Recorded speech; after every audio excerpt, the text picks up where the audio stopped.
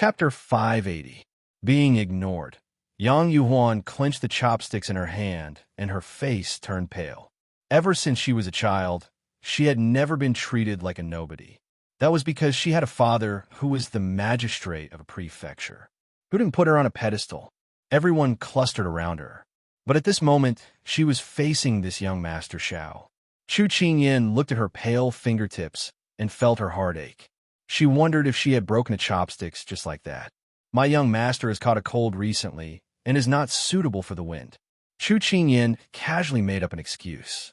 Big Ice Cube could ignore others, regardless of the atmosphere, but she felt that a relaxed eating environment was still very important, so she casually solved Yang Yuhuan's embarrassment. I see. Yang Yuhuan used her excuse to walk down. Originally, at this time, people who were tactful should just shut up and eat, and let all of this drift away with the wind. But this Yang Yuhuan thought too highly of herself. She turned to Xiao Su and said, "Then young Master Xiao should take good care of himself. It's easy to catch a cold when the season changes." Listening to Yang Yuhuan acting as if she was familiar with them, Chu Qingyan felt that her courage was commendable. Then the table was silent, and no one spoke. Chu Qingyan felt that it was enough. This person was not tactful, so why should she give her a way out? So she lowered her head and continued to eat her food. Inadvertently seeing Yang Xiaohuan eating the vegetables in front of her, not daring to eat meat, Chu Qingyan felt a little pity. With such a domineering sister, life was really painful. So Chu Qingyan pushed the sweet and sour pork ribs in front of her and said with a smile, "Second young Miss Yang, if you don't mind, how about you try the pork ribs?" Chu Qingyan's big ice cube did not like to eat sweets. The reason why there was such a sweet smell on the table was because she liked it. However, he never touched it, so Chu Qingyan gave the dish to Yang Xiaohuan. Hearing this, Yang Xiaohuan raised her head in a daze and looked at the silver-masked young man in front of her with a faint smile, like a summer lotus after the rain, making people unable to help but want to approach. "Thank you." She quickly lowered her head and said softly. Chu Qingyan felt that this little girl was quite cute, like a mimosa, immediately putting away the leaves when touched. But at this time, the person beside her suddenly put down the chopsticks heavily. "I'm full." Chu Qingyan jumped in fright. If she was full, so be it. Was there need to say it so loudly? Then when she wanted to continue to eat, she found that Big Ice Cube's cold gaze was fixed on her hand. Although he was wearing a gauze hat, and she could not see his expression, she could feel his intense gaze, and she could not help but swallow her saliva. "Goodbye, my lunch." Thus, she stood up and said to the other two, "This one is already full. Please enjoy your meal." The moment he finished speaking, Big Ice Cube immediately stood up and walked upstairs. Chu Qingyan accepted her fate and continued to follow. When Chu Qingyan left the table, she did not notice that the person who had been eating with his head lowered had tears dripping onto the pork ribs between his chopsticks. She found out that she only ate vegetables and did not dare to eat meat. Taking care of her self-esteem, he pushed the food in front of her and said it was to invite her to taste the taste of the ribs. This kind of considerate and gentle young man made her eyes warm, and she could not help but cry. "Mother," daughter thought that after you left, there would be no one in this world who would worry about daughter. But daughter met with it. The older sister beside her kept complaining that young Master Chu had eyes, but could not see the golden jade. Yang Xiaohuan did not hear anything and ate the ribs in the bowl with tears in her eyes. Sweet and sour ribs, it was really sweet, not sour at all. Chu Qingyan did not know that her unintentional action had affected a girl's life. No one would have thought that this timid little girl would one day become famous and become the object of worship for all the girls in the boudoir. But this little girl, from the beginning to the end, only served one person. Chu Qingyan followed Big Ice Cube into the room with a puzzled face. What happened to Big Ice Cube? He was clearly eating well. She saw Xiao Su take off the veil on his head, revealing his purple eyebrows. He casually hung the veil and called Huoling in. "Master, what orders do you have?" Huoling bowed and asked. "Let the waiter prepare another table of dishes." Xiao Su sat down on a chair and lightly ordered.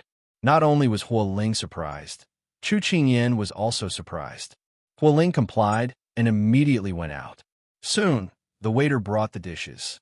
When he saw the two again, he smiled until his molars couldn't be seen.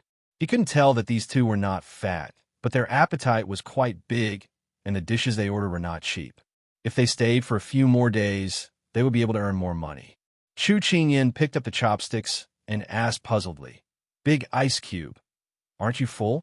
Why are you preparing food again?" "I'm hungry now." Xiao Su's face slightly stiffened, but he quickly hid it. Just now, he was full of anger because of her. Oh, Chu Qingyin felt that Big Ice Cube's digestive system was quite good, but she didn't know why Big Ice Cube was dissatisfied with her. The table was filled with carrots. Stir-fried shredded carrots and potatoes, corn and carrot pancakes, steamed egg custard with minced carrots, stewed pork ribs with carrots, diced carrots, carrots and ribs with barley rice soup. Chu Qingyin felt as though all she could see were red carrots spinning in circles. "Eat more carrots. They're good for your eyes." Xiao Su placed a carrot in her bowl. Only like this could she open her eyes and not let everyone be good to her. As for Xiao Su's hidden meaning, Chu Qingyin could not hear it because she was currently fighting with the carrots. After the meal, Chu Qingyin felt like she had to go and digest her food. Big Ice Cube was desperately trying to put food in her bowl, so she felt like her stomach was full of carrots. She clearly wasn't a rabbit, so why did she have to rely on carrots with her rice? But when she went out, Chu Qingyin bumped into Yang Yuan. Why was this person like a ghost lingering around? "Little brother Chu, is young Master Xiao in the room?" Yang Yuan saw her and immediately went to greet her. Chu Qingyin glanced at the food box in her hand. The workmanship was exquisite, and she could tell that it was good stuff. "My young master is here. What's the matter, Miss Yang?" Chu Qingyin raised her eyebrows and asked, "I made some sour plum soup for digestion. I want to let young master Xiao taste it." Yang Yuan said with a smile. Chu Qingyin rolled her eyes. This Yang Yuan couldn't have taken a fancy to Big Ice Cube, could she? So attentive. What exactly did she like about Big Ice Cube? Family background? No, they were very low-key this time. Their clothes and carriages were all very ordinary. Appearance? No, Big Ice Cube was wearing a curtain hat all the way. Yang Yuan should not have seen Big Ice Cube's face. Inside? No, Big Ice Cube was cold and arrogant the whole time. He ignored everyone. This Yang Yuan must be blind to see inside. Then what was it? Yang Yuan's scalp tightened at this time. This little brother Chu didn't say anything and just looked at her. Chapter 581. Chu Qingyin thought for a long time, but still couldn't figure out what this Yang Yuan liked about her big ice block. But no matter what, she felt that this girl had no chance, so she tactfully declined. "Miss Yang, my young master doesn't like to drink sour plum soup. Please leave." "So young master Xiao doesn't like to drink sour plum soup. Then may I ask what flavor does young master Xiao like?" Although Yang Yuan was a little disappointed, she quickly pulled herself together and asked seriously. This person really didn't give up. "Oh, I understand." "You understand?" She didn't say anything, but what did this Yang Yuan understand? Chu Qingyin was a little confused. She saw Yang Yuan take out a purse from her sleeve and hand it to Chu Qingyin. "This is a small token of my appreciation. Please accept it." "You." Chu Qingyin's mouth twitched, feeling that she could no longer use words to describe this person in front of her. It was obvious that she was trying to bribe her. "Cough, cough. I think it's better for you to ask him about this kind of thing." "What do you mean?" Yang Yuan felt that this person was really stubborn and her tone was a little annoyed. After saying that, she saw Chu Qingyin point behind her. Yang Yuan looked in the direction of her finger in confusion and saw a tall figure standing at the door. His clean and white skin was flawless. His sword-like eyebrows rested above his profound eyes, giving off a sharp aura. His dark pupils were dotted with ink, giving off a faint coolness. His nose was straight, and his lips were thin and slightly pink. If they were slightly longer, they would be too long. If they were less, they would be too short. If they were too pink, they would be too white, and if they were too red, they would be too red. He was wearing a simple robe, but he exuded an unattainable noble aura. Yang Yuan was simply stunned. She was immersed in this extraordinary appearance. Xiao didn't expect that the person chatting with the little fellow was this Miss Yang.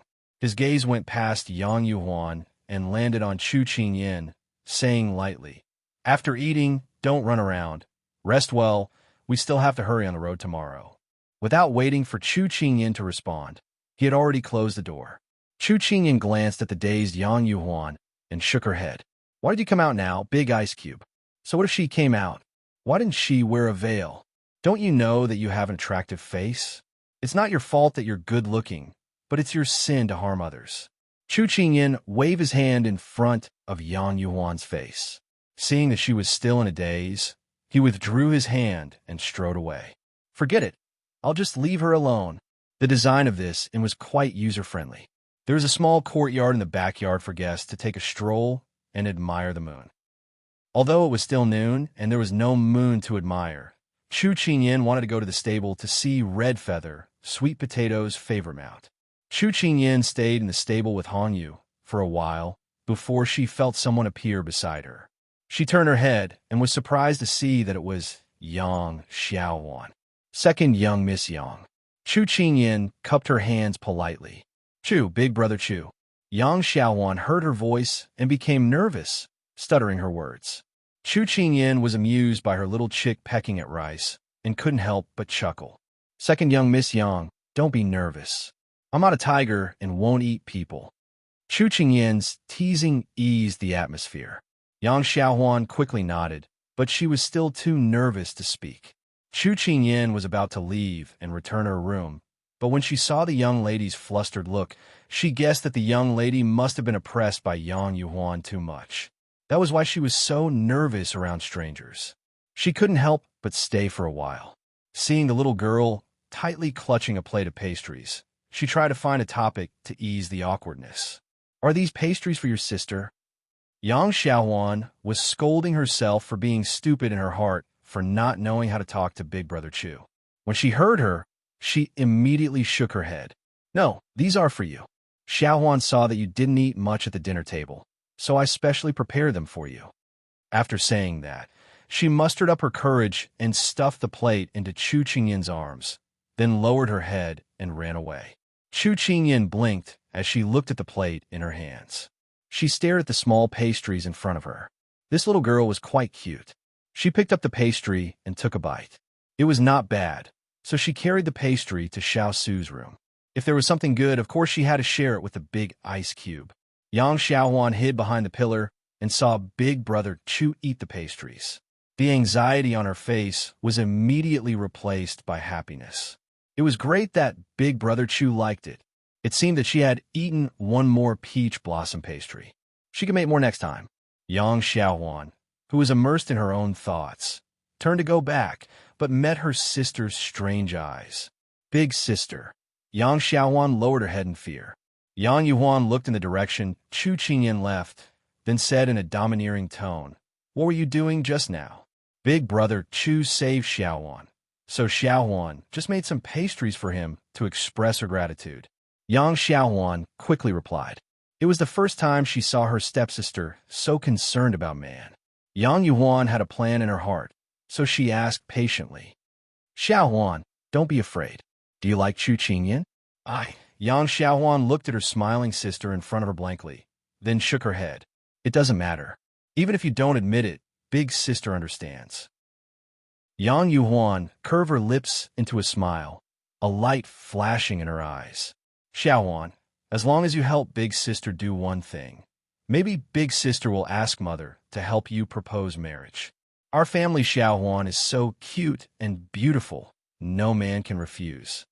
Even if her stepsister didn't have such thoughts, although this Chu Qingyin was wearing a mask, his tall figure, strong martial arts, gentle and handsome body, which girl wouldn't be moved? Yang Yuhuan now needed to deceive her stepsister because she had a bold plan that needed her stepsister's cooperation, and only her stepsister could do it.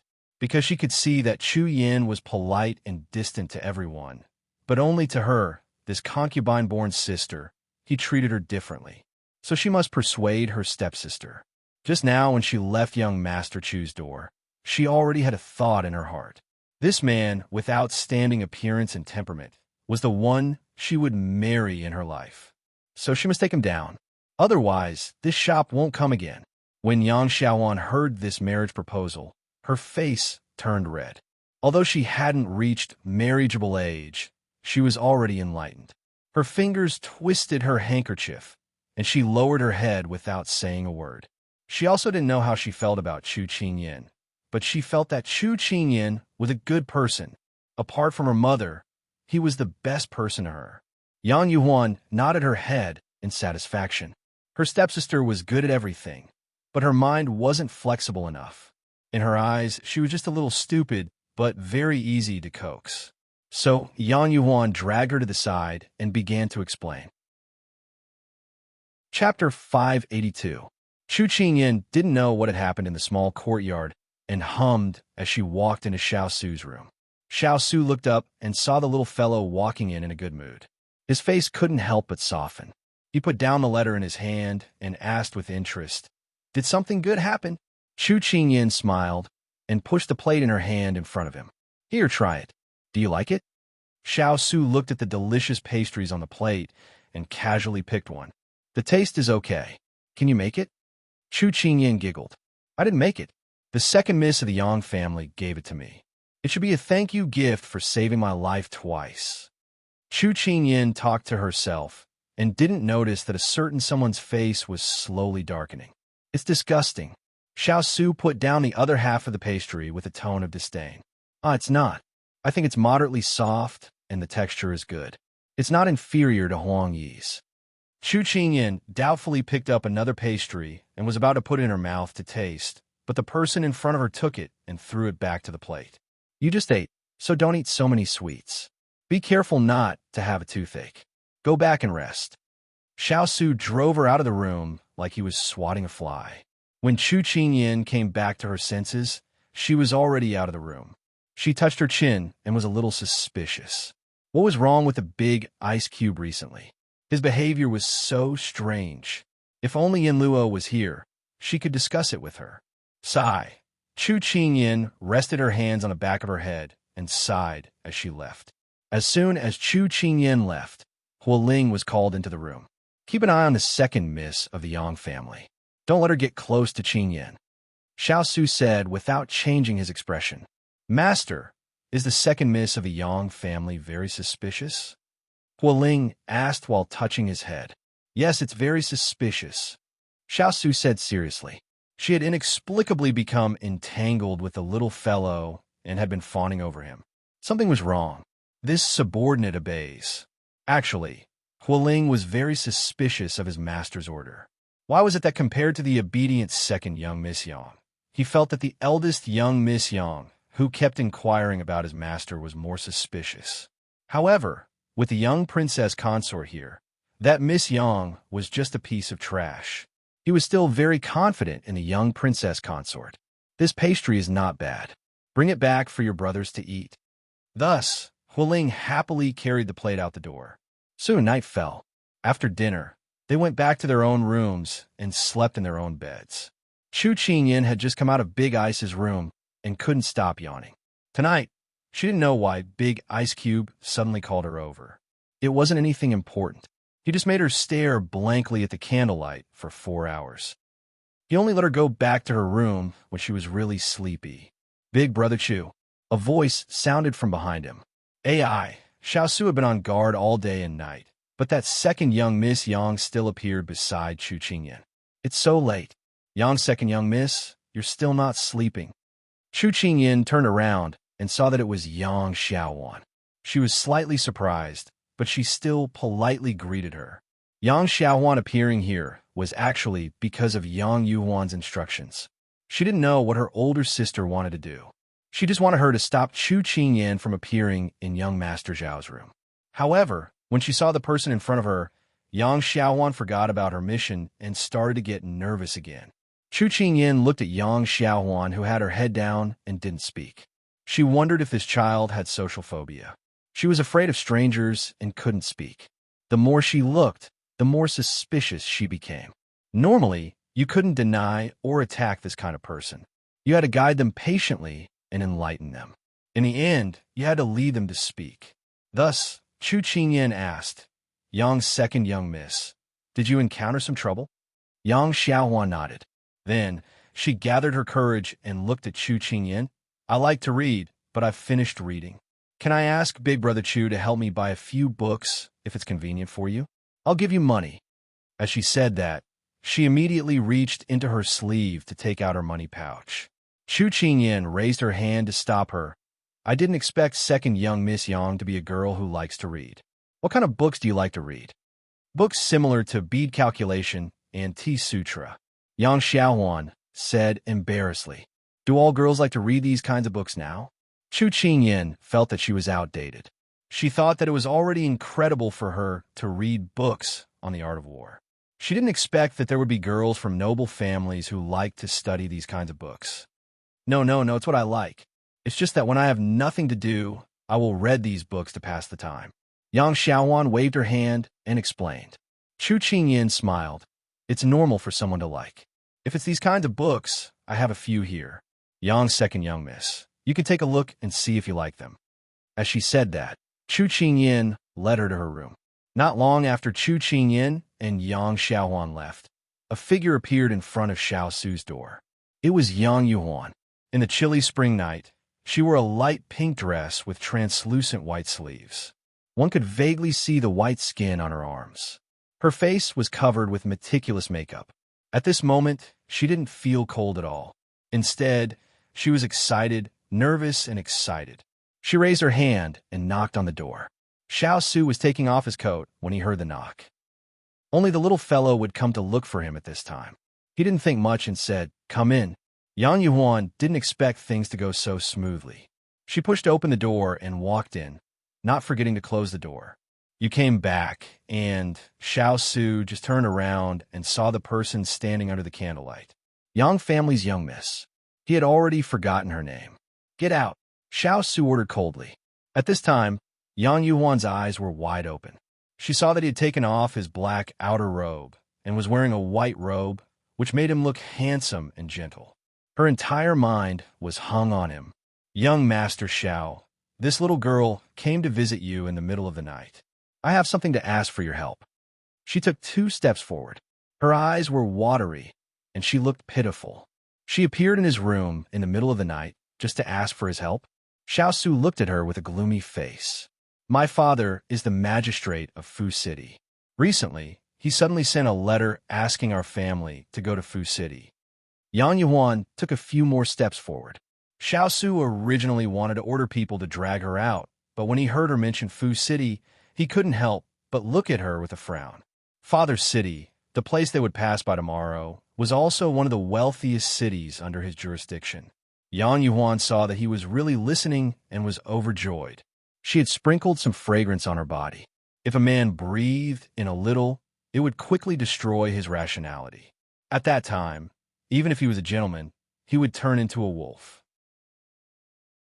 Chapter 583. Young Master Xiao, you don't know this. My father didn't send me to my father's city to enjoy the happiness of family reunion. Instead, he sent me to His Highness Prince Ying, who had been banished. Yang Yuhuan held a handkerchief and covered her eyes. She cried miserably. Oh, give me to him? How come I don't know what these officials are thinking? Seeing his response, Yang Yuhuan was secretly delighted and immediately increased the intensity of her pitifulness. Yes, I heard that His Royal Highness' face was destroyed by a fire many years ago. If he comes out in the middle of the night, he will scare people to death. Also, his temper is strange, and he kills people at the drop of a hat. He is cold and heartless, and now that he has lost his power, he has been exiled to this desolate land by His Majesty. If my father really gives me to him, then my life will be ruined. Xiao Su raised his brows. So this is what the rumors said about him. He was really ignorant. So, he was curious about what this woman who slandered him in front of him wanted to do. So, young Master Chu, can you save me? How can I save you? Yang Yuhuan thought that he had already inhaled the powder on her body and was gradually bewitched by her. Her heart was filled with joy, and she shyly raised her head to look at the tall and noble man in front of her with infatuation. She slowly opened her lips and said, These few days, I have seen young Master's talent and knowledge. This little girl has long admired young master. If young master can fulfill this little girl's wish tonight, then my father will not give this little girl to his royal highness." As she spoke, she stretched out her hands to Xiao Su. The wide embroidered muslin slowly slid down her arms with her movements, revealing a section of snow-white skin. At this moment, Chu Qingyan had already brought Yang Xiaohuan to the door of her room. She suddenly remembered that men and women should not touch each other, so she had Yang Xiaohuan wait outside the door. After a while, she walked out with 3 books in her hands. This is the Botanical Dictionary Quanfeng Bei Zhu. This is the Agricultural Encyclopedia Qi Min Yao Shu.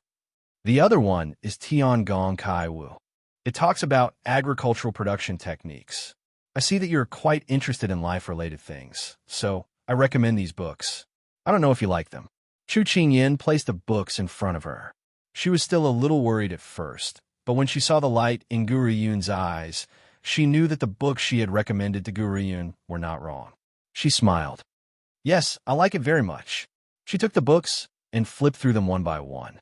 She was like a person who had walked in the desert for a long time and suddenly saw an oasis. She was pleasantly surprised and couldn't bear to put it down. She had heard of these 3 books, but there were only a few copies on the market. It could be said that they were the only copies. She had never thought that she would be lucky enough to read them. "That's good." Chu Qingyan retracted her hands and placed them behind her back. Looking at how happy she was, it was as if she was looking at her own little cousin. Every time Chu Qingyan returned from school and brought her good food, she would always be this happy, even though her little cousin was only 8 years old. Perhaps Chu Qingyan still could not predict that her unintentional actions would become a gold-ranked housekeeper in the future. "Thank you. Thank you, Big Brother Chu." Yang Xiaohuan tightly hugged the books and then said, "I'll immediately return them to you after I finish reading them." But as soon as she said this, she remembered that the 2 of them would be separated tomorrow. It was impossible for her to finish reading these 3 books in a short period of time. Her face instantly turned white, and her heart was filled with reluctance to part with the person in front of her. "It's fine. You can slowly read them. If it's fated, we'll meet again." They had to pass through their father's city on their way back from the Fuli mountain range. "All right." Yang Xiaohuan forcefully nodded. Chu Qingyan wanted to have her go back and rest early, but Hualing suddenly ran over at this time. "Little young master," someone broke into master's room. As soon as his voice fell, Yang Xiaohuan was so scared that she took 2 steps back and leaned against the wall. She looked at Chu Qingyan with her eyes wide open, not knowing what to do. Could it be Big Sister? Chu Qingyan did not have time to look at Yang Xiaohuan's strange expression as she quickly walked towards Big Ice Cube's room. It couldn't be an assassin, right? Chu Qingyan did not dare delay and quickly arrived at Xiao Su's room. Just as she was about to open the door, she suddenly felt a strong force and immediately stepped to the side. Following that, a figure was thrown out and the door was opened. Chu Qingyan looked over and saw a girl lying on the ground. She was wearing a thin spring robe and was unconsciously crying out in pain. "Big Sister." Yang Xiaohuan, who was following behind her, immediately knelt down to lift the person on the ground and found that she had already fainted. Yang Xiaohuan raised her head to look at the youth standing at the door, and her eyes were filled with panic. "She won't die. Bring her back. Don't embarrass yourself here." Chu Qingyan looked at the 2 people, one lying down and one kneeling. Although the silver mask covered half of her face, the coldness in her eyes could not be concealed. Yang Xiaohuan saw that she had suddenly changed from a kind big brother next door to a cold youth, and her heart was filled with sorrow. She should not have listened to Big Sister's words and done something wrong. Big Brother Chu was angry with her.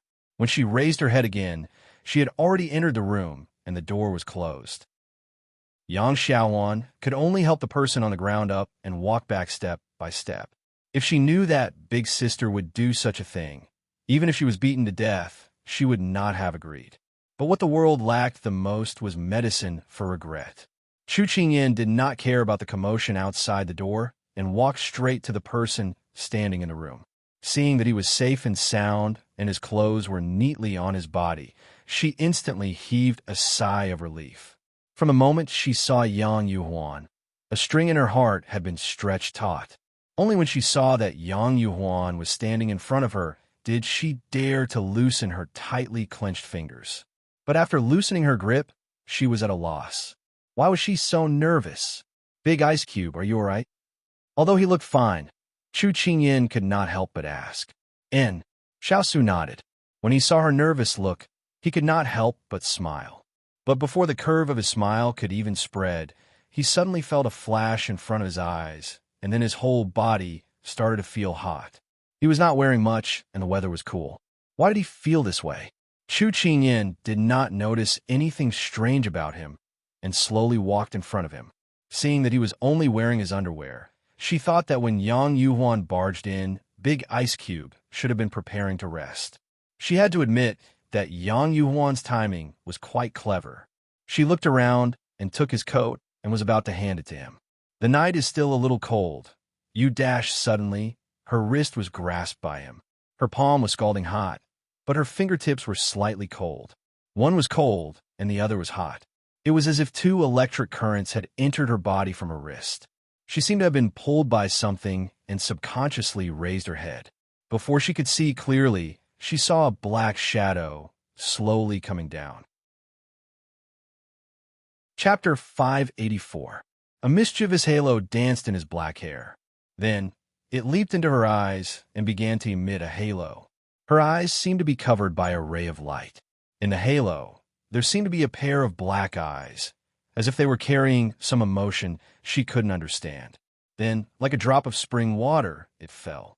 It was icy cold on her lips. Ugh! Before she could finish her sentence, the second half of her sentence was swallowed up by Lin Yiqian. That cool breath followed her slightly parted lips and entered her mouth. Chu Qingyin felt that her brain suddenly crashed. She didn't know anything. In front of her eyes, except for the pool of ink spreading out from the pair of thick ink-like eyes, she couldn't see anything else. Her senses became very sharp. For example, his slightly calloused fingers gently rubbed the artery on her wrist, causing her body to heat up all of a sudden. For example, another strong arm slowly pressed her into his chest, making her unable to escape bit by bit. For example, he was like a beginner who didn't seem to know anything, but very patiently pulled her to practice over and over again, pestering her and not letting her retreat. Yang Yuhuan probably didn't know that it wasn't that her incense didn't work on Xiao, but that the person who could make him work was not her. The incense she got was called Lover's Incense, a rare aphrodisiac.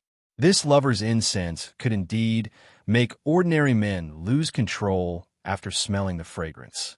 But Xiao was not an ordinary person. He had the medicinal fragrance placed on his body by ethereal, which could imperceptibly suppress the medicinal properties of lover's incense. Lover's incense could only be dissolved invisibly after 3 days.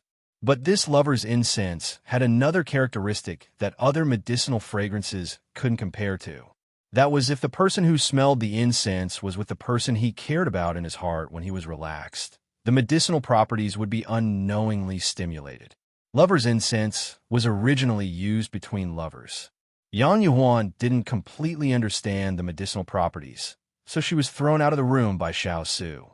It could be said that she reaped what she had sown, because when he was talking to Yang Yuhuan, Xiao inhaled a small amount of medicinal fragrance.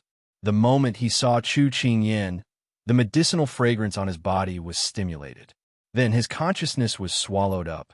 His body followed his heart and instinctively wanted to rub the person in his heart into his body, blood, and life. He didn't want to let go of anything. Chu Qingyin took the opportunity to take a break and realized that he was already sitting on a chair, and she coughed and sat on his lap. Yes, it was a tight stitch. Yes, his clothes were still intact. Well, it was just that his emotions were in a mess. Big Ice Cube, we can't do this.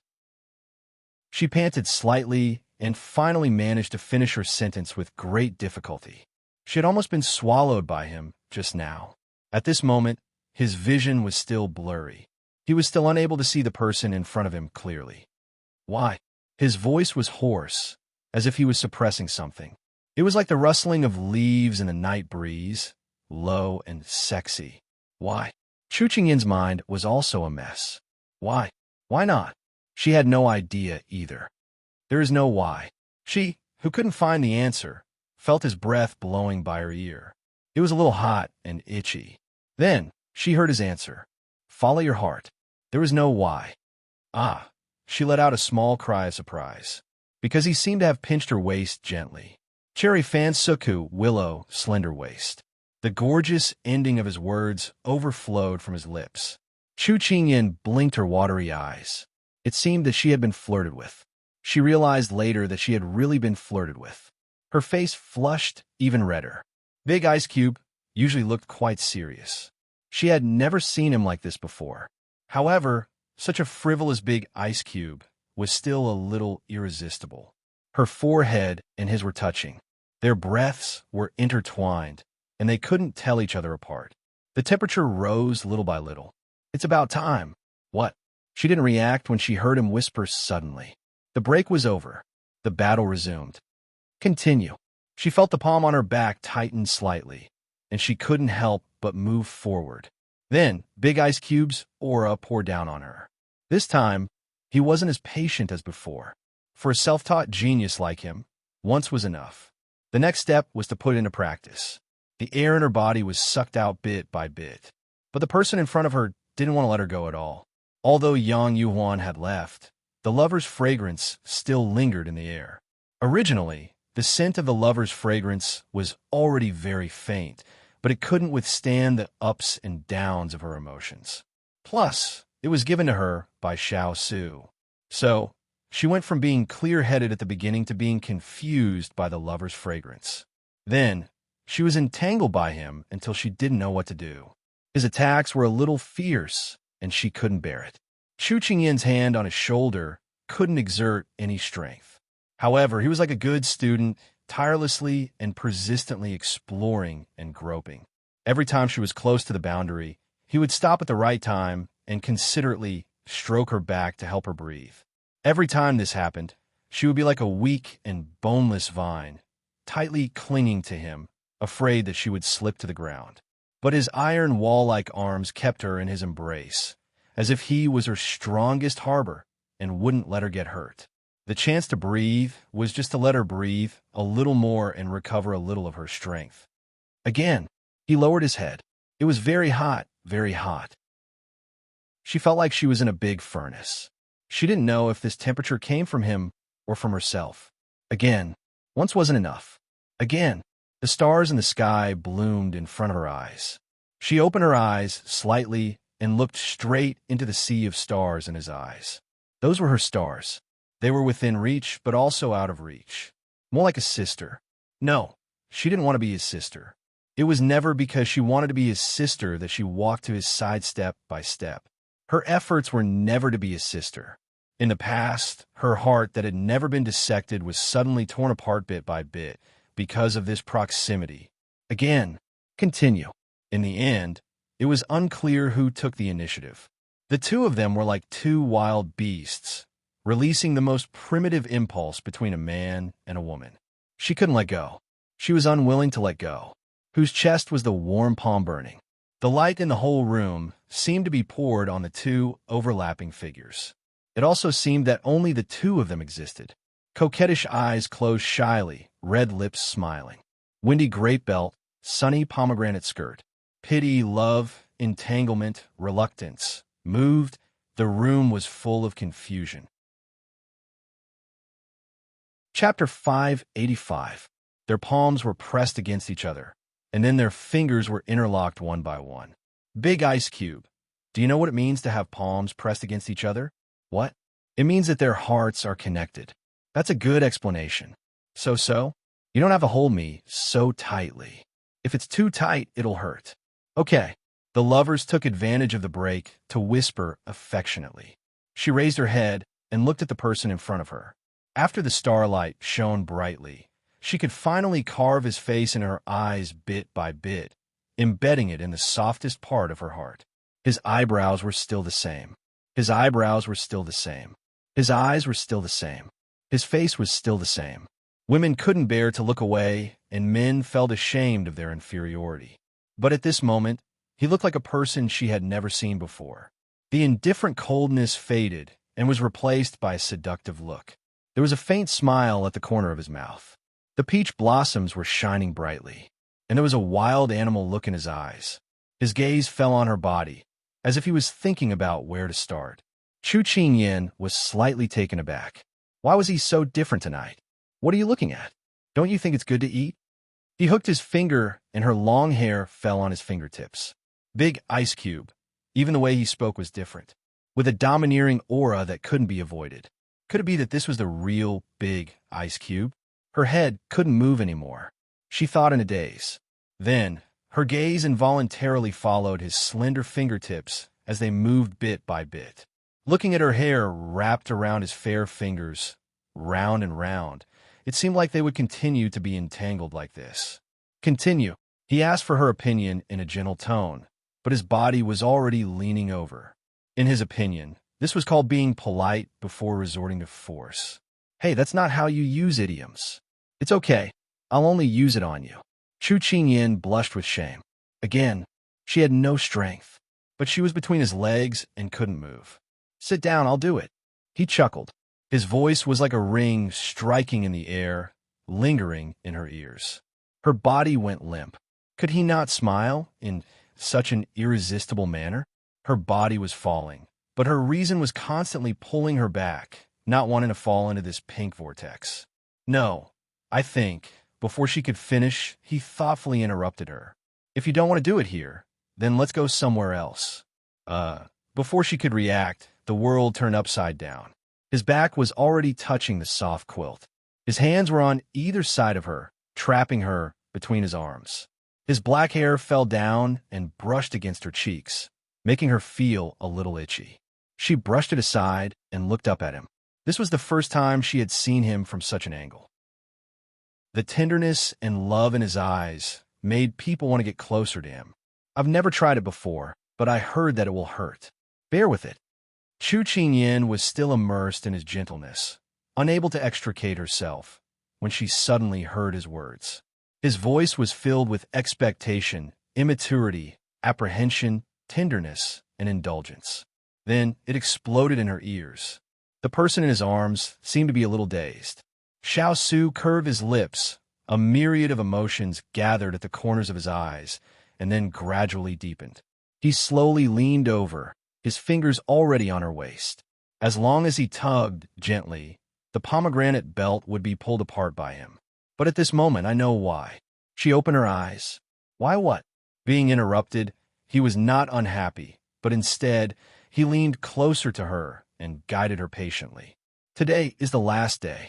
Her period had not ended yet. The moment she said this, it was as if a gust of wind had sneaked in from the window, blowing away the heat on her body, blowing away the fog in her mind, and also pulling back her lost rationality. Wait, why did everything turn out like this? Why was she lying on Big Ice's bed? Also, was this devilishly handsome man her family's big ice block? Xiao Su still did not understand what the last day meant. He was about to lower his head and continue. Chu Qingyan's sharp senses picked up the sound of footsteps approaching their room. But at this moment, one was on top and the other was below. Although their clothes were neat, but Big Ice, there's someone, ignore them. No. Chu Qingyan immediately stood up, but that aura that followed her like a shadow made it impossible for her to hide. She suddenly understood that Yang Yuan must have done something to Big Ice Cube. Otherwise, how could Big Ice Cube, with its incomparably strong self-control, turn a blind eye to the commotion outside? Her heart ached. Perhaps Big Ice Cube didn't know who was lying in front of him. Master, little young master, are you inside? It was Huo Ling's voice with a questioning tone. Outside the door was Huo Ling, who could sense something was wrong and pushed the door open. In front of her was Big Ice, who had already lost his mind from the drug. Chu Qingyan made a prompt decision and wrapped her hands around his shoulders. Xiao Su was very satisfied with her initiative. When he was about to give her a reward, he suddenly felt a pain in his neck, and then his entire body fell into darkness. Chu Qingyan was pressed down by him and almost couldn't breathe. But Huo Ling, who could not hear their response from outside, seemed a little anxious. She couldn't care about anything else. She flipped him over and quickly got up. Then, she took off his inner garment and casually threw it neatly on the pole. She shook the brocade quilt and quickly covered his body. When everything was done, the door was knocked open from the outside. Little young master? Hualing had just knocked open the door when a cold wind came in. He had an illusion that the pink that filled the room had suddenly disappeared. I'm fine. Chu Qingyin slightly turned her body, not meeting his gaze.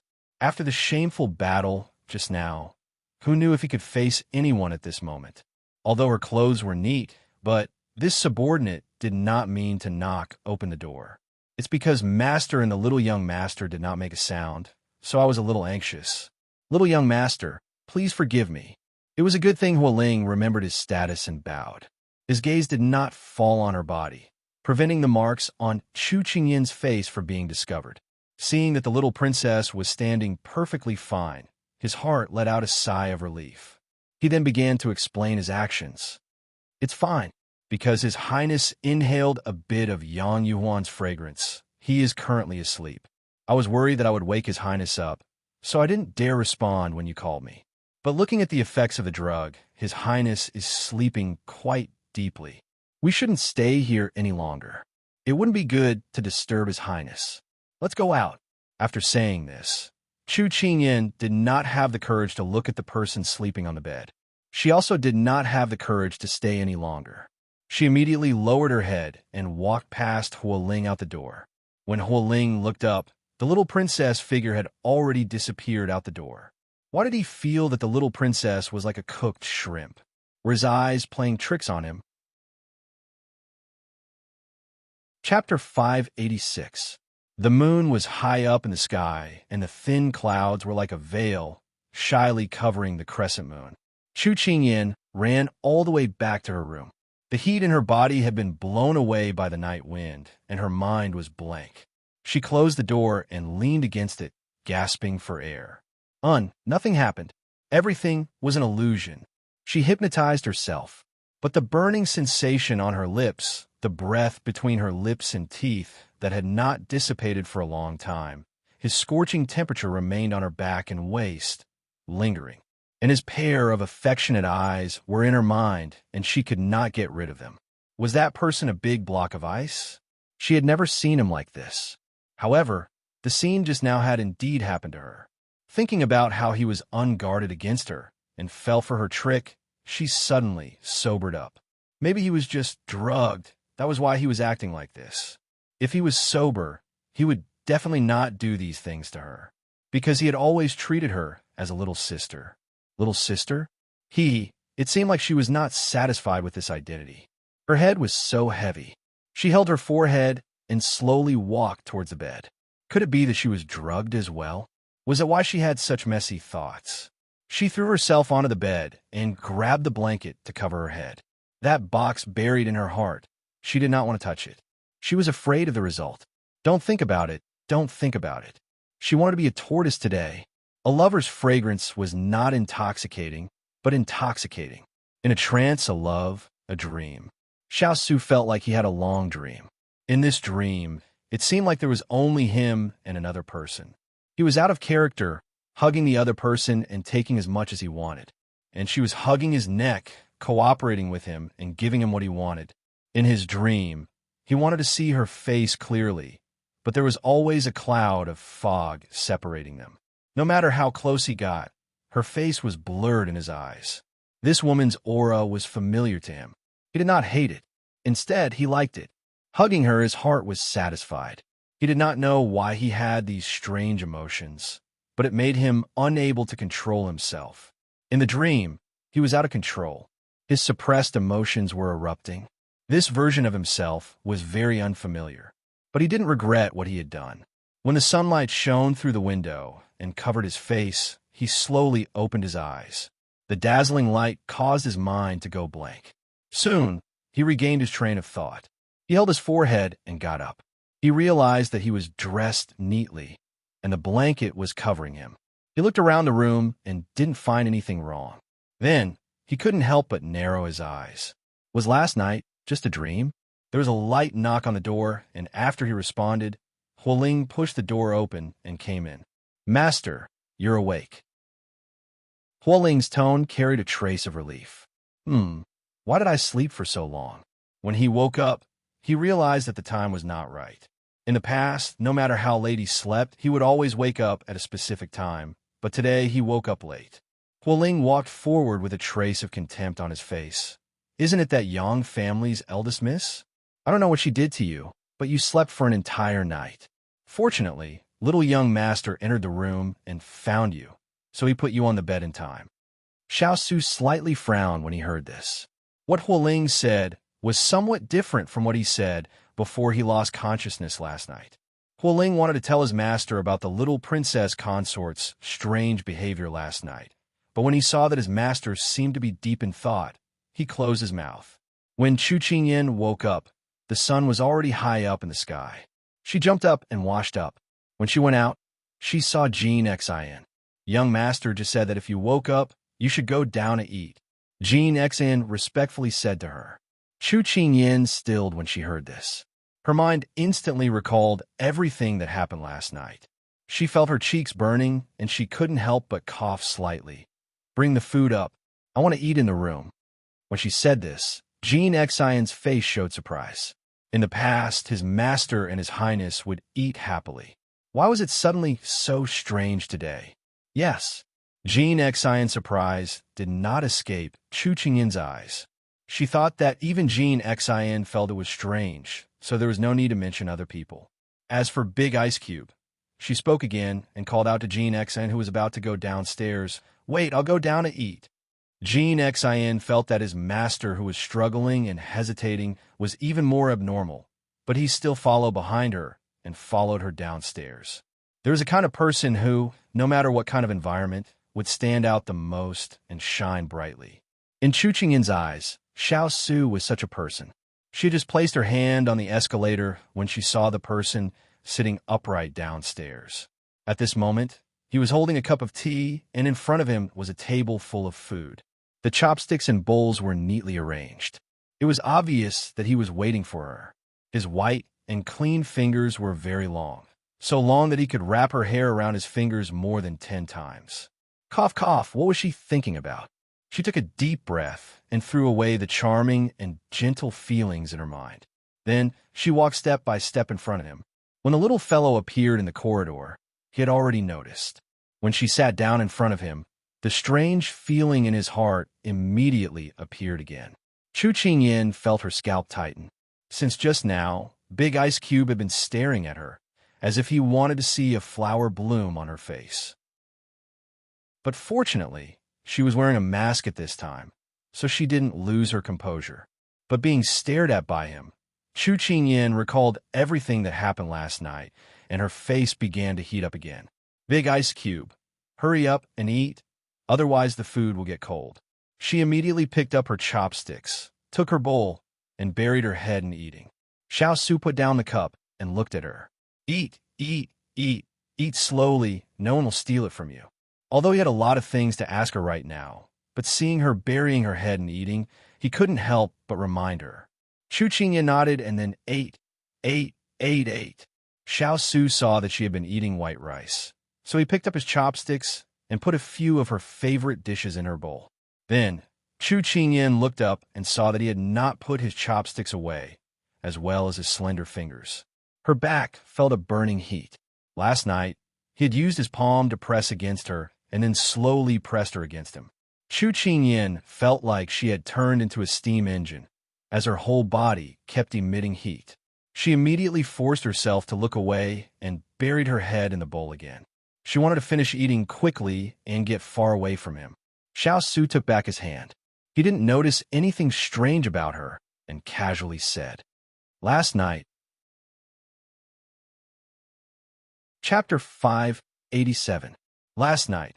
Before Xiao Su could finish his sentence, the person who was immersed in eating suddenly raised his head. His eyes were filled with panic. Nothing happened last night. Nothing happened.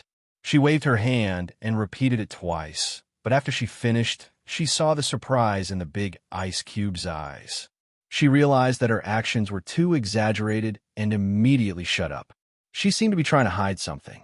She instantly went back to eating with her head down. She was an ostrich today. Xiao Su stared at her intently, feeling that she was guilty. I haven't said anything yet. Why are you in such a hurry to answer? He teased. She couldn't laugh at his teasing. Then what do you want to ask? Chu Qingyan smiled at him, pretending to be calm. What did Miss Yang give me last night? Xiao Su looked in her eyes and asked. Chu Qingyan choked on her words. Cough, cough, cough. She coughed so hard that Xiao Su couldn't help patting her back. His tone was helpless, but there was a hint of affection. Why are you in such a hurry to eat? There's a lot of food, and no one is fighting with you. Chu Qingyan was crying her heart. Big ice cube, can you move your hand away? I feel uncomfortable all over. And she didn't want to eat so quickly. She felt that the atmosphere between the two of them was very strange today. Or maybe she was thinking too much. After she drank a big mouthful of soup, she felt a little better. She could speak normally now. I reckon it's the usual tricks of the brothels. But you have the medicine pouch that Kongling made before, so those things won't work on you. But after all, some medicinal properties can't be dispelled, so you fell asleep all of a sudden last night. After I put you back to bed, I went back to my room. This was the story she had made up this morning. It was basically true, but she had concealed what had happened between her and Gun Yinji. She was betting that he wouldn't remember it when he woke up, because last night he seemed to be a different person, not like his usual calm self.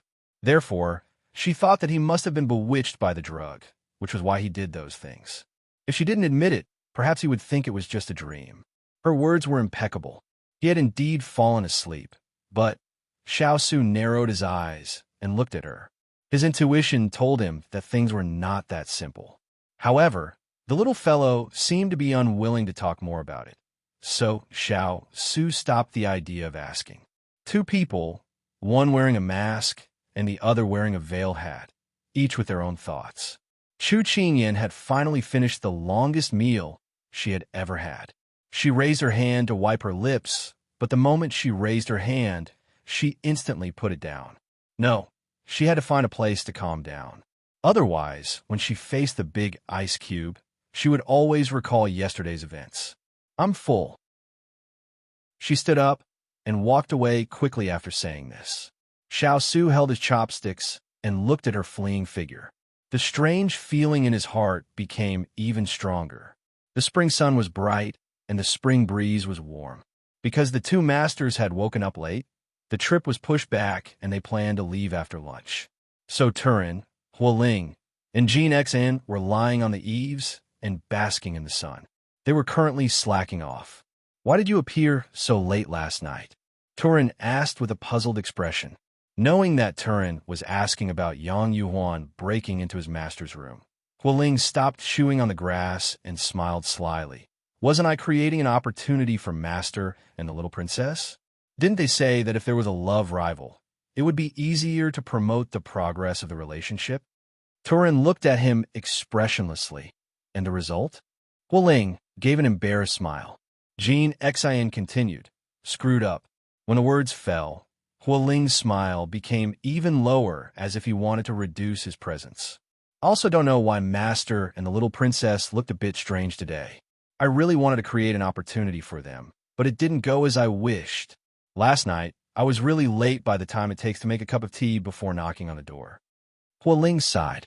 As time passed, as the young Wang Fei grew up, as the master's love for the young Wang Fei increased, they had long regarded the young Wang Fei as their proper mistress. It was a pity that for some reason, the relationship between the master and the young Wang Fei seemed to be stuck at the same level as it was 4 or 5 years ago. It was a pity for the subordinates who were watching the show. They wanted to see the other side of the master other than his calm and self-control, but unfortunately, they couldn't. Let nature take its course. Turin looked at the blue sky above his head and smiled. Master and the little princess only lacked a layer of paper between them. Since there was no one else, they could slowly get used to each other. There was no use for them, as outsiders, to be anxious. Xiao Su was standing in the room at this time. He was holding the mask that the little fellow had left in his room last night. Although she was wearing another mask today, he still recognized it as hers. What happened to the little fellow in his room last night? To think that he would even lose his mask. Was it really like she said, that she would only send him back to his bed when he was unconscious? Then those scenes in his memories, did they really only exist in his dreams? But that real feeling, he could not think of anyone else that could enter his room and break through his defenses. However, if that person was the little fellow, his breathing couldn't help stopping. Towards the little fellow, could it be? He closed his eyes and did not dare keep thinking about it. At this time, there was the sound of voices coming from outside. He slowly walked to the window and looked down. He saw her wearing a bright red robe, standing under the mulberry tree. Her face was covered with a silver mask, and her black hair was tied up high, fluttering in the wind. Red robe, black hair, red lips, white teeth. This scene had a strong impact on his eyes. He seemed to rarely see her from such an angle. For over 5 years of training had washed away her childishness and immaturity. She was slender and elegant, no longer the same as 5 years ago. Holding a cloth towel to help him wipe his body, she said to herself, "It seems that I picked up a trouble." The little village girl was no longer the timid ninth miss of the Chu family who stood in front of him when they first met again. He suddenly had a shocking discovery. His little fellow seemed to have grown up. She was no longer the little girl who would be tired of giggling in his arms. She would not hug his arm and act coquettishly to appease him. This discovery made him a little confused, at a loss, and even a little flustered. It was as if something had changed, but there was still a layer of fog in front of him. He could not see through it and could not understand it. At this time, a figure appeared in the corner of his eyes. It was the second miss of the Yang family, Yang Xiao. At this time, she walked in front of the little fellow and said something. Xiao Su's face suddenly became a little unhappy. He did not analyze the tangled thoughts in his heart. Instead, he turned and went downstairs. Chapter 588. The sun shone brightly, and Chu Qingyan felt that the spring day gave people a warm feeling. She stood under the mulberry tree and looked at the green leaves. Her mood inexplicably improved, and the messy thoughts of Su Yi in her mind were immediately abandoned by her. The swallow grass was like jade, and the spring mulberry trees were green. What a scene of spring! This should be the season for silkworms to spin silk. Everything was waiting to bloom, and the year's plan was in spring. It was the season of new life again. Chu Qingyan couldn't help but bend down to stretch her muscles. Her back was sore from sleeping last night, and she didn't know if it was because Big Ice Cube's movements were too big, but she found that there were many bruises on her waist. Cough, cough, she said she wouldn't think about it. So calm down. She had just moved a few times when a person appeared in front of her. It was Yang Xiaowan. Chu Qingyan looked at her indifferently. Last night's matter, if she connected the dots, she would know that it was related to her.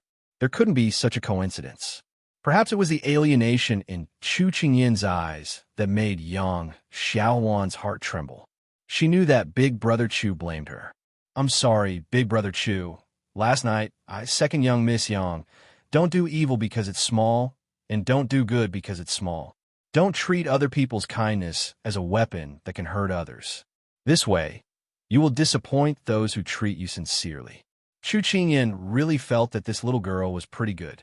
She was able to evoke her memories of her cousin in the modern world, but it was a pity. I was wrong. Yang Xiaowan said 2 sentences, and her tears were about to fall. She really didn't know that her sister asked her to send people away to do such a thing. She had already blamed herself for last night, and only now did she have the courage to apologize to Big Brother Chu. Whether Big Brother Chu accepted it or not, she had to say it. "All right, let's go back. We still have to travel in the afternoon." Chu Qingyan saw the dark circles under her eyes and thought that she hadn't slept all night. She couldn't help but soften her heart. Perhaps this little girl was coerced and used by her sister, so she couldn't be too harsh on her. However, although she was soft-hearted, she would not pity anyone who schemed against her Big Ice Cube, regardless of whether they were the main culprits or accomplices. Yang Xiaowan bit her lips. She knew that Big Brother Chu was already giving her face by doing this. Her heart was filled with sorrow. After nodding, she turned around and prepared to leave.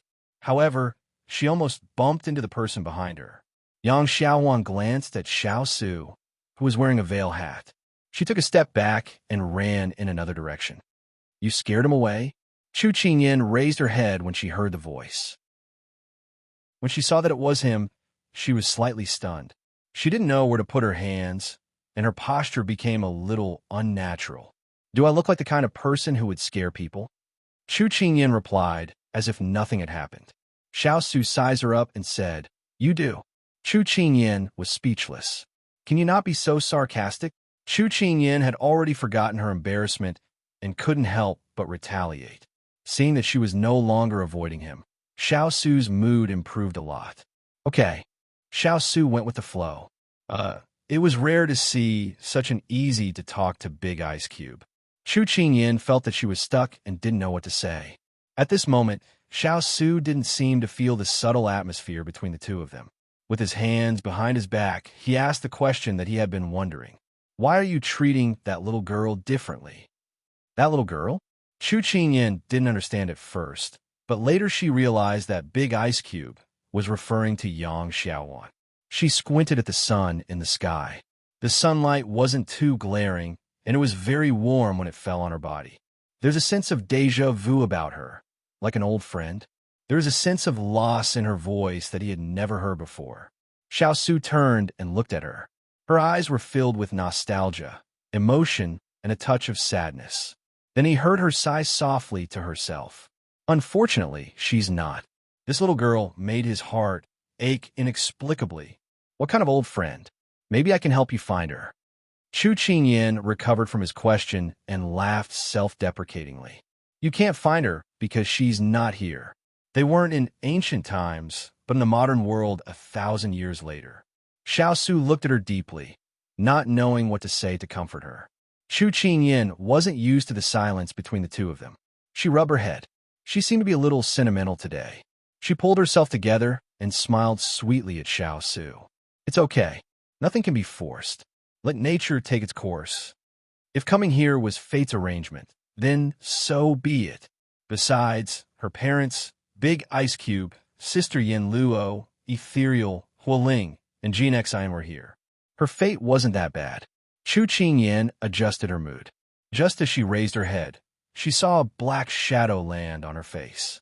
She instinctively wanted to retreat, but he held her shoulders and ordered her in a magnetic voice, Don't move. She didn't dare to move at all. She felt the person in front of her getting closer to her. Then, he leaned forward and looked at her face intently. What's wrong? She asked softly. As soon as her voice fell, a warm fingertip fell on her lips. Her whole body stiffened. This time, without him saying anything, she didn't even dare to move. All her senses seemed to be focused on her lips where his fingertip had touched. It was burning hot. She felt as if she had returned to last night. The same two people, the same actions, and the same temperature. Give up. In a corner of the courtyard, Yang Yuhuan glared viciously at the two people under the mulberry tree. Then, she turned around and glared fiercely at Yang Xiaowan. Sister, what are you talking about? I don't understand. Yang Xiaowan was frightened by her sister's twisted expression and couldn't help but retreat. Yang Yuhuan sneered. Do you know why I didn't succeed last night?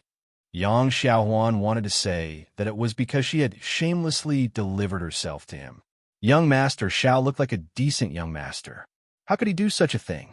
However, she was afraid that her sister would go crazy, so she chose to shake her head. Yang Yuhuan averted her gaze and looked at the two entangled figures under the mulberry tree. The anger from last night's humiliation surged up, because he said that he doesn't like women getting close to him. I finally understand now. He likes men, not women. That's why I was thrown out by him. Yang Yuhuan trembled with anger when she thought about how he had mercilessly kicked her out last night. That's why he treated that Chu Yin differently. Look, their actions were so intimate. If they weren't lovers, how could they do such a thing? So you should give up. Chu Yin is his boy toy. Yang Xiaowan's face turned pale from Yang Yuhuan's words. Brother Chu was young Master Zhao's boy toy? How could that be? But how could young Master Xiao explain Brother Chu's actions? Yang Yuhuan's appearance wasn't bad, and her figure was slim. Any man under the effects of that powder would be moved, unless that person had a problem with his sexual orientation. So, Xiao Su was defined by her as a homosexual. Chapter 589. Big Sister, Don't Speak Nonsense. Yang Xiaowan gathered her courage to refute her. She would not allow her to slander Big Brother Chu like this. Yang Yuan was currently in a humiliated and frustrated mood. Hearing her normally weak little sister dare to talk back to her today, even more vicious words came out of her mouth. You wouldn't really have set your heart on that Chu Yin, right? Don't you see him wearing a mask all day? Maybe he doesn't have the face to see people. Young Master, Xiao has already said that he doesn't like girls, and Chu Yin has always been by his side. Maybe he has already been touched by him. Every time Yang Yuan said a word, she successfully saw her face turn a bit paler. The pent-up anger in her heart was finally released. She couldn't help speaking to her heart's content, saying all kinds of vicious words. Suddenly, a sword was placed against her neck. Yang Yuan was scared by this cold light, and her legs almost went soft. She slowly turned around, and seeing that it was young Master Xiao's subordinate, her face immediately lost all blood. What else do you have to say? Just say it. Let's see if your tongue is faster or if this one sword is faster. Huoling had a smile on his face, but the words he said were enough to make people feel fear. Yang Yuan looked down at the sword that was gradually approaching her throat. Her eyes suddenly rolled back, and she fainted from fright. Really useless, fainting from fright every day. You still dare to speak nonsense with this little bit of courage. Huoling pulled back his sword and said in disdain. Then Huoling looked at Yang Xiaowan. When your big sister wakes up, tell her to take a detour around my family's carriage. If she still has any ideas, this one doesn't mind turning her into a ghost. Huoling quickly left after saying this. He walked out of the corridor and quickly jumped onto the roof. Then he followed Turin and Jean Xian back up and asked in a low voice, how far has it developed? They were just watching the warm interaction between their master and the little princess, so how could they know there were so many gossips below? He couldn't help jumping down and teaching that Yang Yuan a lesson. He didn't know if he missed a good show or not. See for yourself. Turin ignored him and let him see the scene. What could be more direct than a live broadcast? In fact, Xiao Su did tell Yang Yuan that he didn't like women getting close to him, but why didn't he feel disgusted when Chu Qingyin got close to him? In Xiao Su's subconscious mind, there were three types of people in his life. One was men, one was women, and the last was his little one. His little fellow would not mix with the other two types of people. That was a special existence in his life. However, there was no need for him to tell anyone about this, nor was there any need for him to explain. Therefore, the conclusion that Yang Yuan came to through her own arguments was not tenable. This was because she had not considered that Xiao Su could not be judged by an ordinary person. If he could be seen through so easily, then the crafty war god would not have appeared on the battlefield back then. As for the two people under the mulberry tree, they still maintained the same posture. Xiao Su's finger caressed the corner of her lips, but he frowned. What's wrong? At first, she thought that the ice block wanted to do that to her again last night. But when she saw that there was no charm in his eyes through the veil, she thought that maybe she was overthinking. Sure enough, he just wanted to help her wipe the traces left on the corner of her mouth. Cough, cough. She probably ate too quickly just now, so she didn't notice the juice on her face, but the ice block found it. She was really embarrassed. However, his fingers seemed to have magic, making her body heat up involuntarily. I can't wipe it off. He was a little embarrassed. She was even more embarrassed. Just as she was about to take a step back and say that she would go back to her room to wash it off, he spoke again. Your face is very hot. Do you have a fever? Xiao Su felt that the skin under his fingertips was as hot as the Xilong Bayo he was holding in the afternoon. It was soft and hot, as if something had drilled into his blood, and then it cycled back and forth until it drilled into his heart. It was a little numb and a little itchy. When Xiao Su's words fell, Chu Qingyin's face heated up. Her whole body was like a steam engine. She thought that if it was winter now, her body would probably be smoking. She lowered her head, her cheek avoiding his fingertips, and said in a low voice, "No, it's just a little hot." Xiao Su looked at her bashful look with her head lowered. He was a little dazed. His gaze fell on the corner of her lips, and his heart moved. A gust of wind blew, and he suddenly woke up. Then, I'll go back and wipe it off myself. Chu Qingyin saw that he did not speak for a long time, and planned to go back to her room to cool off. But, just as she finished speaking, her wrist was grabbed by him. And then he walked forward. No need, just get a bucket of water, and you can wash it directly. Chu Qingyin did not understand the meaning behind his words. She only felt that the place where she was hot had turned from her cheek to her wrist. Where was the big ice cube taking her? Xiao Su did not expect that he would grab her wrist, but since he had already grabbed it, he did not care about this moment or two.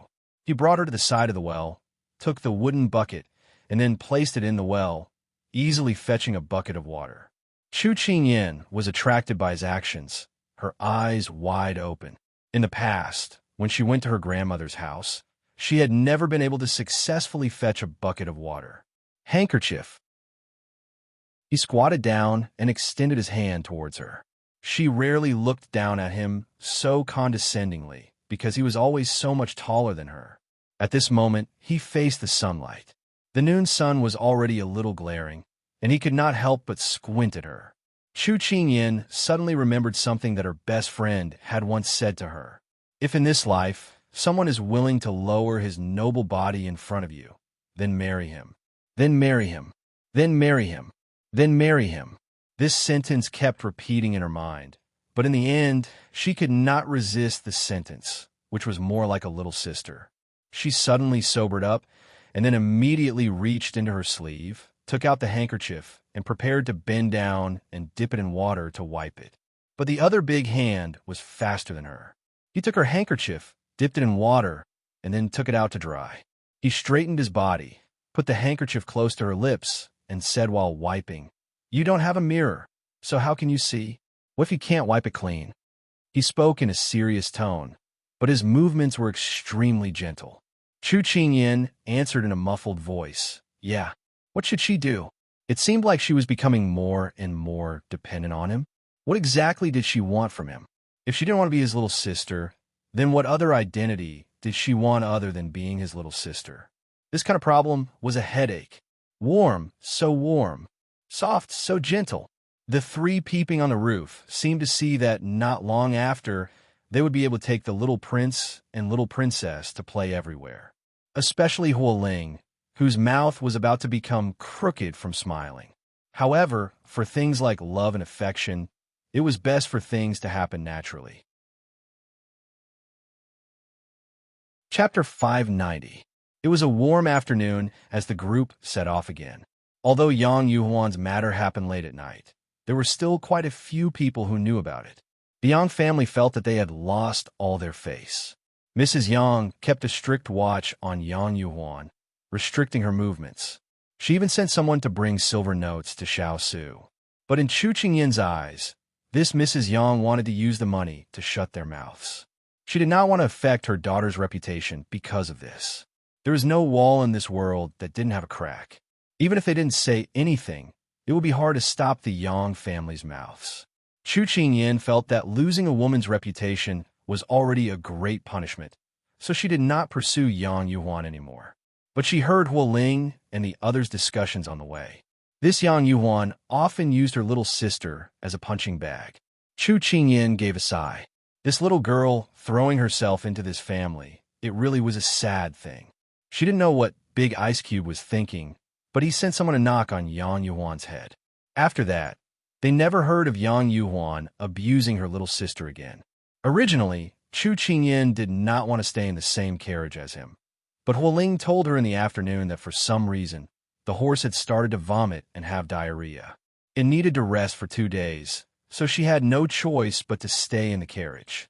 There was only one carriage, and that was Big Ice Cube's carriage. She thought of the intimate contact between the two of them before and felt a bit scared. But it was not good to have Huo Ling and the others give up a horse, so she could only board Big Ice Cube's carriage in the end. Seeing the little princess get on the carriage, Huo Ling patted the horse that was jumping around on the side. His smile was a bit sly. "Horse, your master will be with you again in 2 days. I'll have to trouble you to pretend be sick for now." Chu Qingyin nodded without much thought, but with a strong presence beside her, she did not dare sleep easily. Sleep if you're tired. Xiao Su's words sounded. Chu Qingyin looked at him subconsciously and saw that his eyes were still on the book. She nodded and found a spot in the corner. Then she fell asleep in a daze. Not long after, he heard her even breathing. Xiao Su closed the book that had been on the first page since they got on the car and casually placed it on the small table. Then he reached out and picked up the person who was almost stuck to the wall of the car. Finally, he placed her on the soft couch beside him. Today, he felt that the little fellow was avoiding him. It was as if he was some kind of terrifying thing, not daring to look directly at him. Therefore, in order to prevent her from escaping further, he could only pretend to read. Now that she was asleep, he looked at her openly. In order to let her sleep comfortably, he took off the mask on her face. When she removed the mask, her beautiful face fell into his eyes. He looked at this otherworldly face and couldn't help but raise his hand to brush away the strands of hair on her cheek, tucking them behind her ear. His gaze moved from her eyebrows to her eyes, nose, and finally landed on her bright red lips. He felt his body heat up slightly. Finally, he closed his eyes and forced himself to look away. Then, he picked up the brocade quilt beside him and covered her with it. He picked up the book again, wanting to calm his messy heart. Chu Qingyin slept all the way until evening. At that time, they had just arrived at Fu City.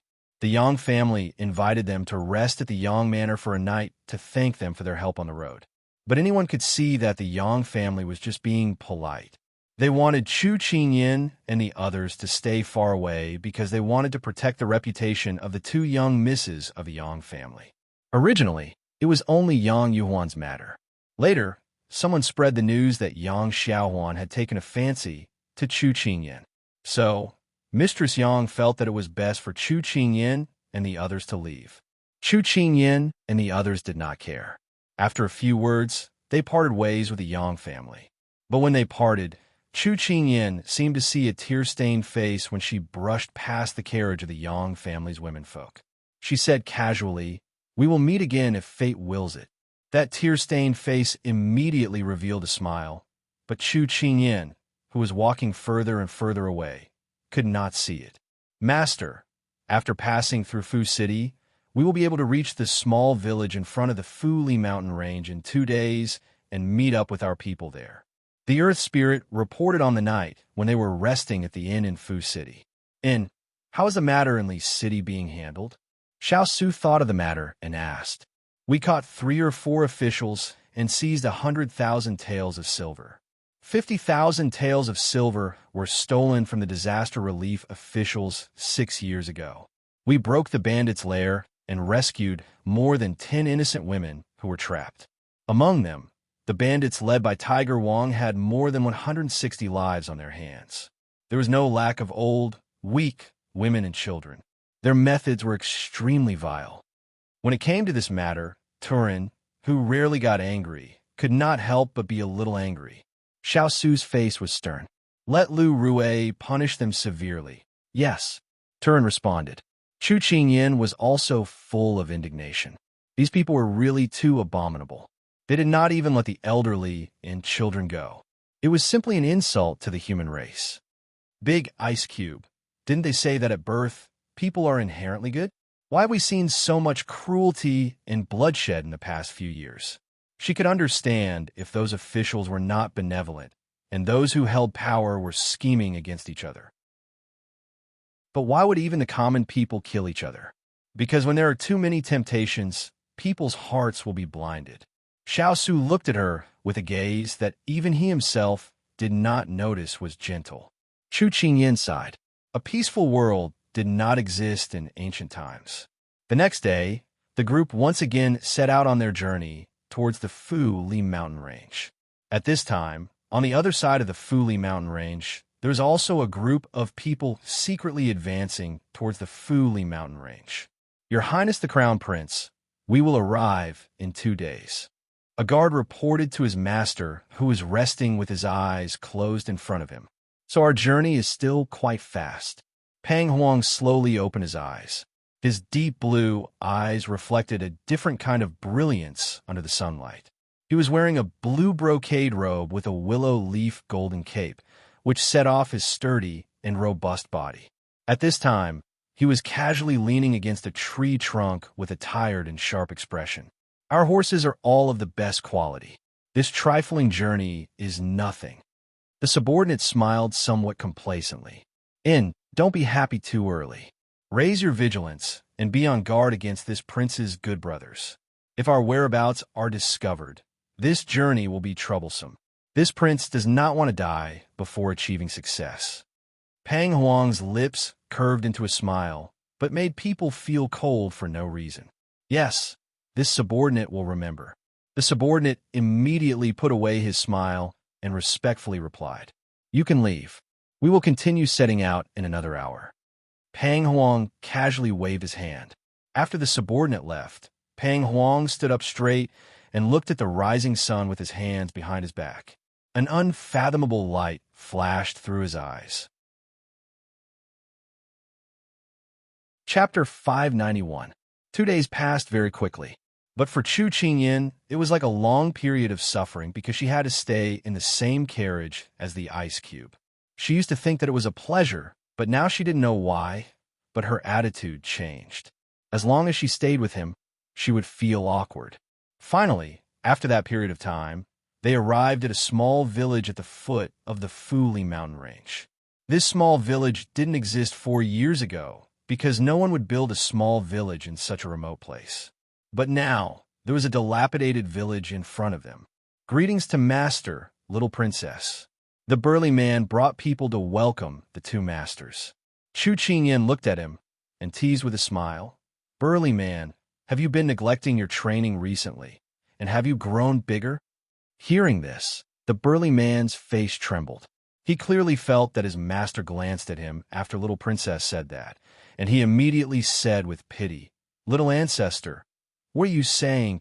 Can't you see that this subordinate is much thinner than last year?" Chu Qingyan pursed her lips and smiled. "It seems that my eyes are playing tricks on me."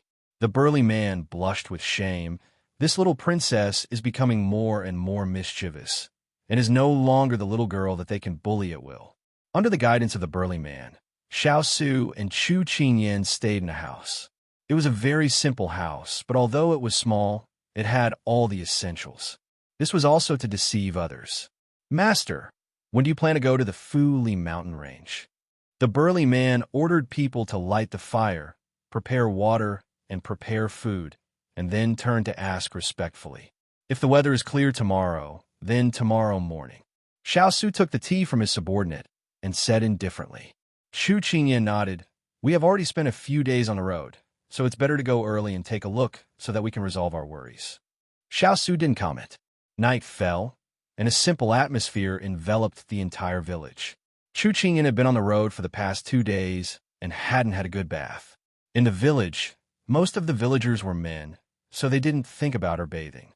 Therefore, Chu Qingyan pulled on her clothes and decided to find a place to take a bath.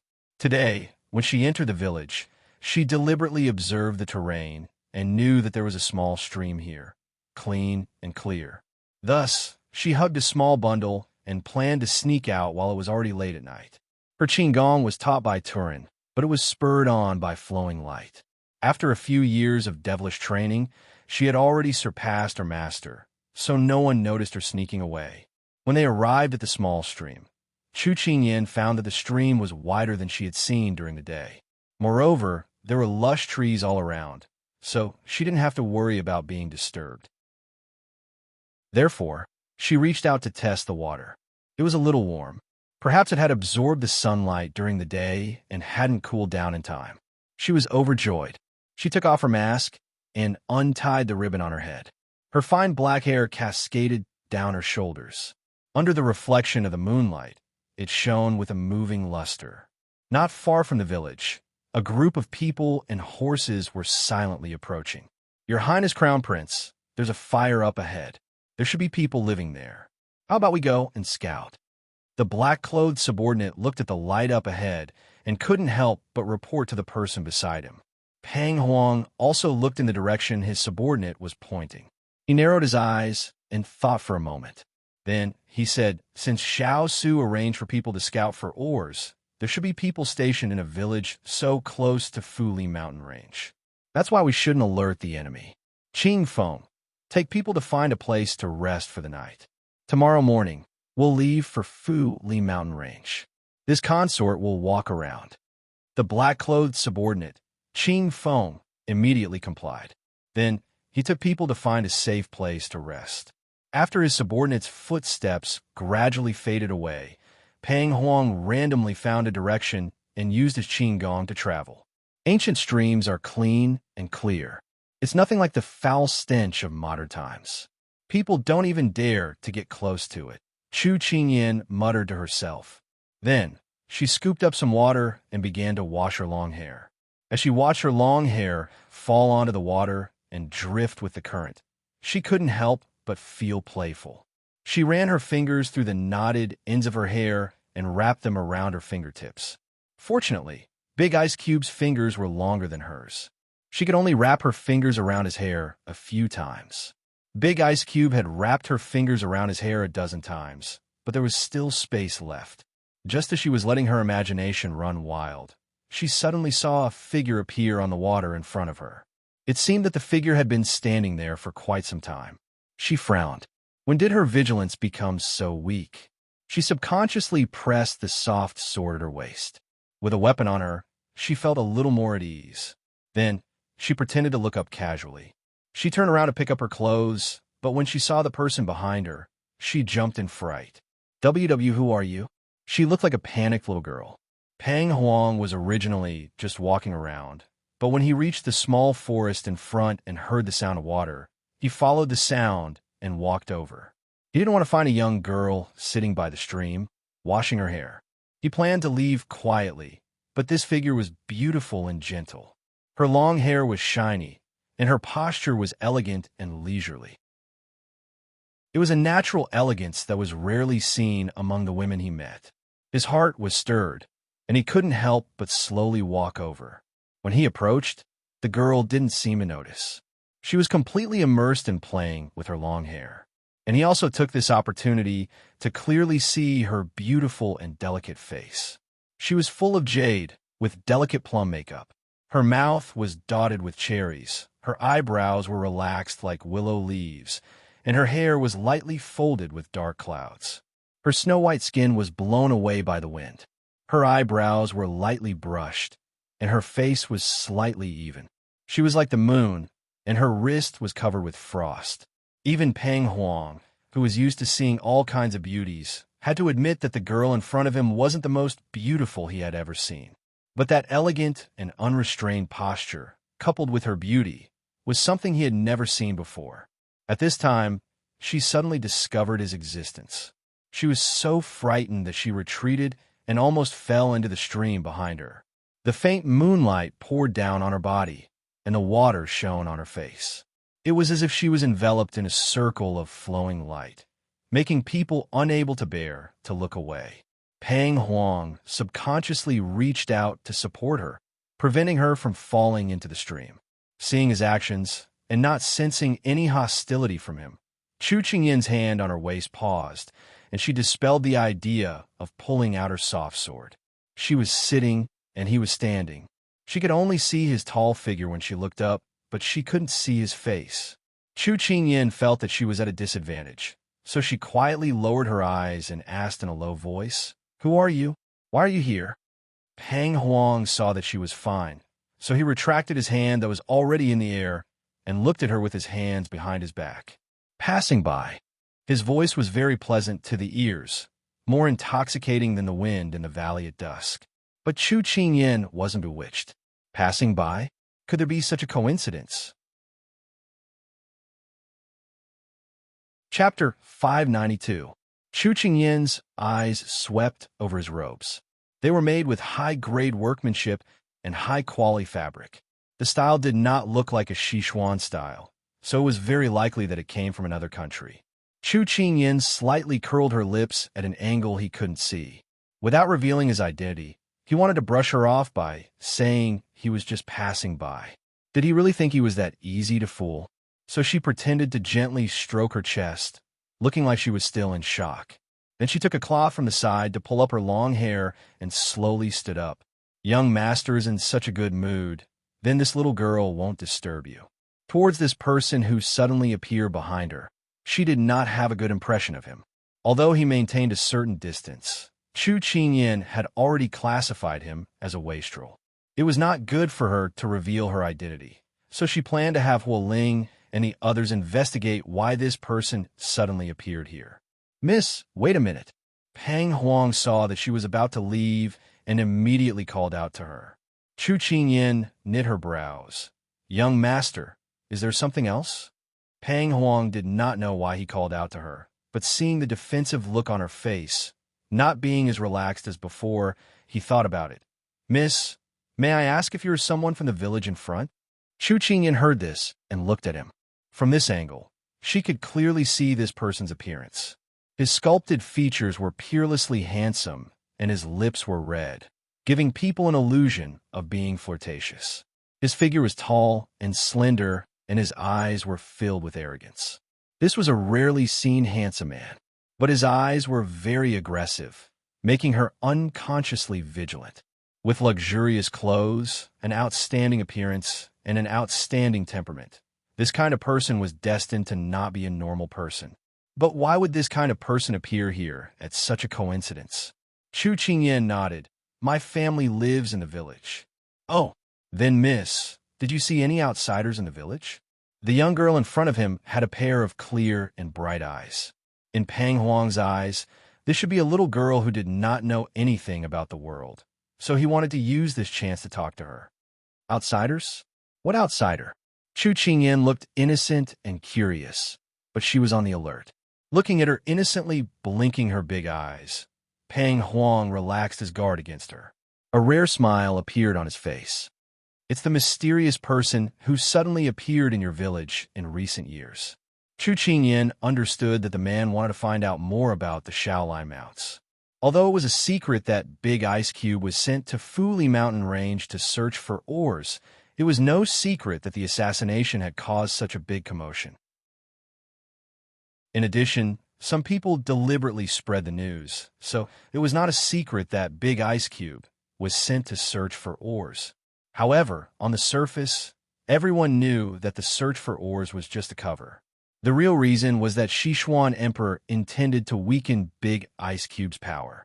However, perhaps because so many years had passed, these people were also suspicious. What exactly was supporting the Ice Cube to stay in the Fuli Mountain Range for so long?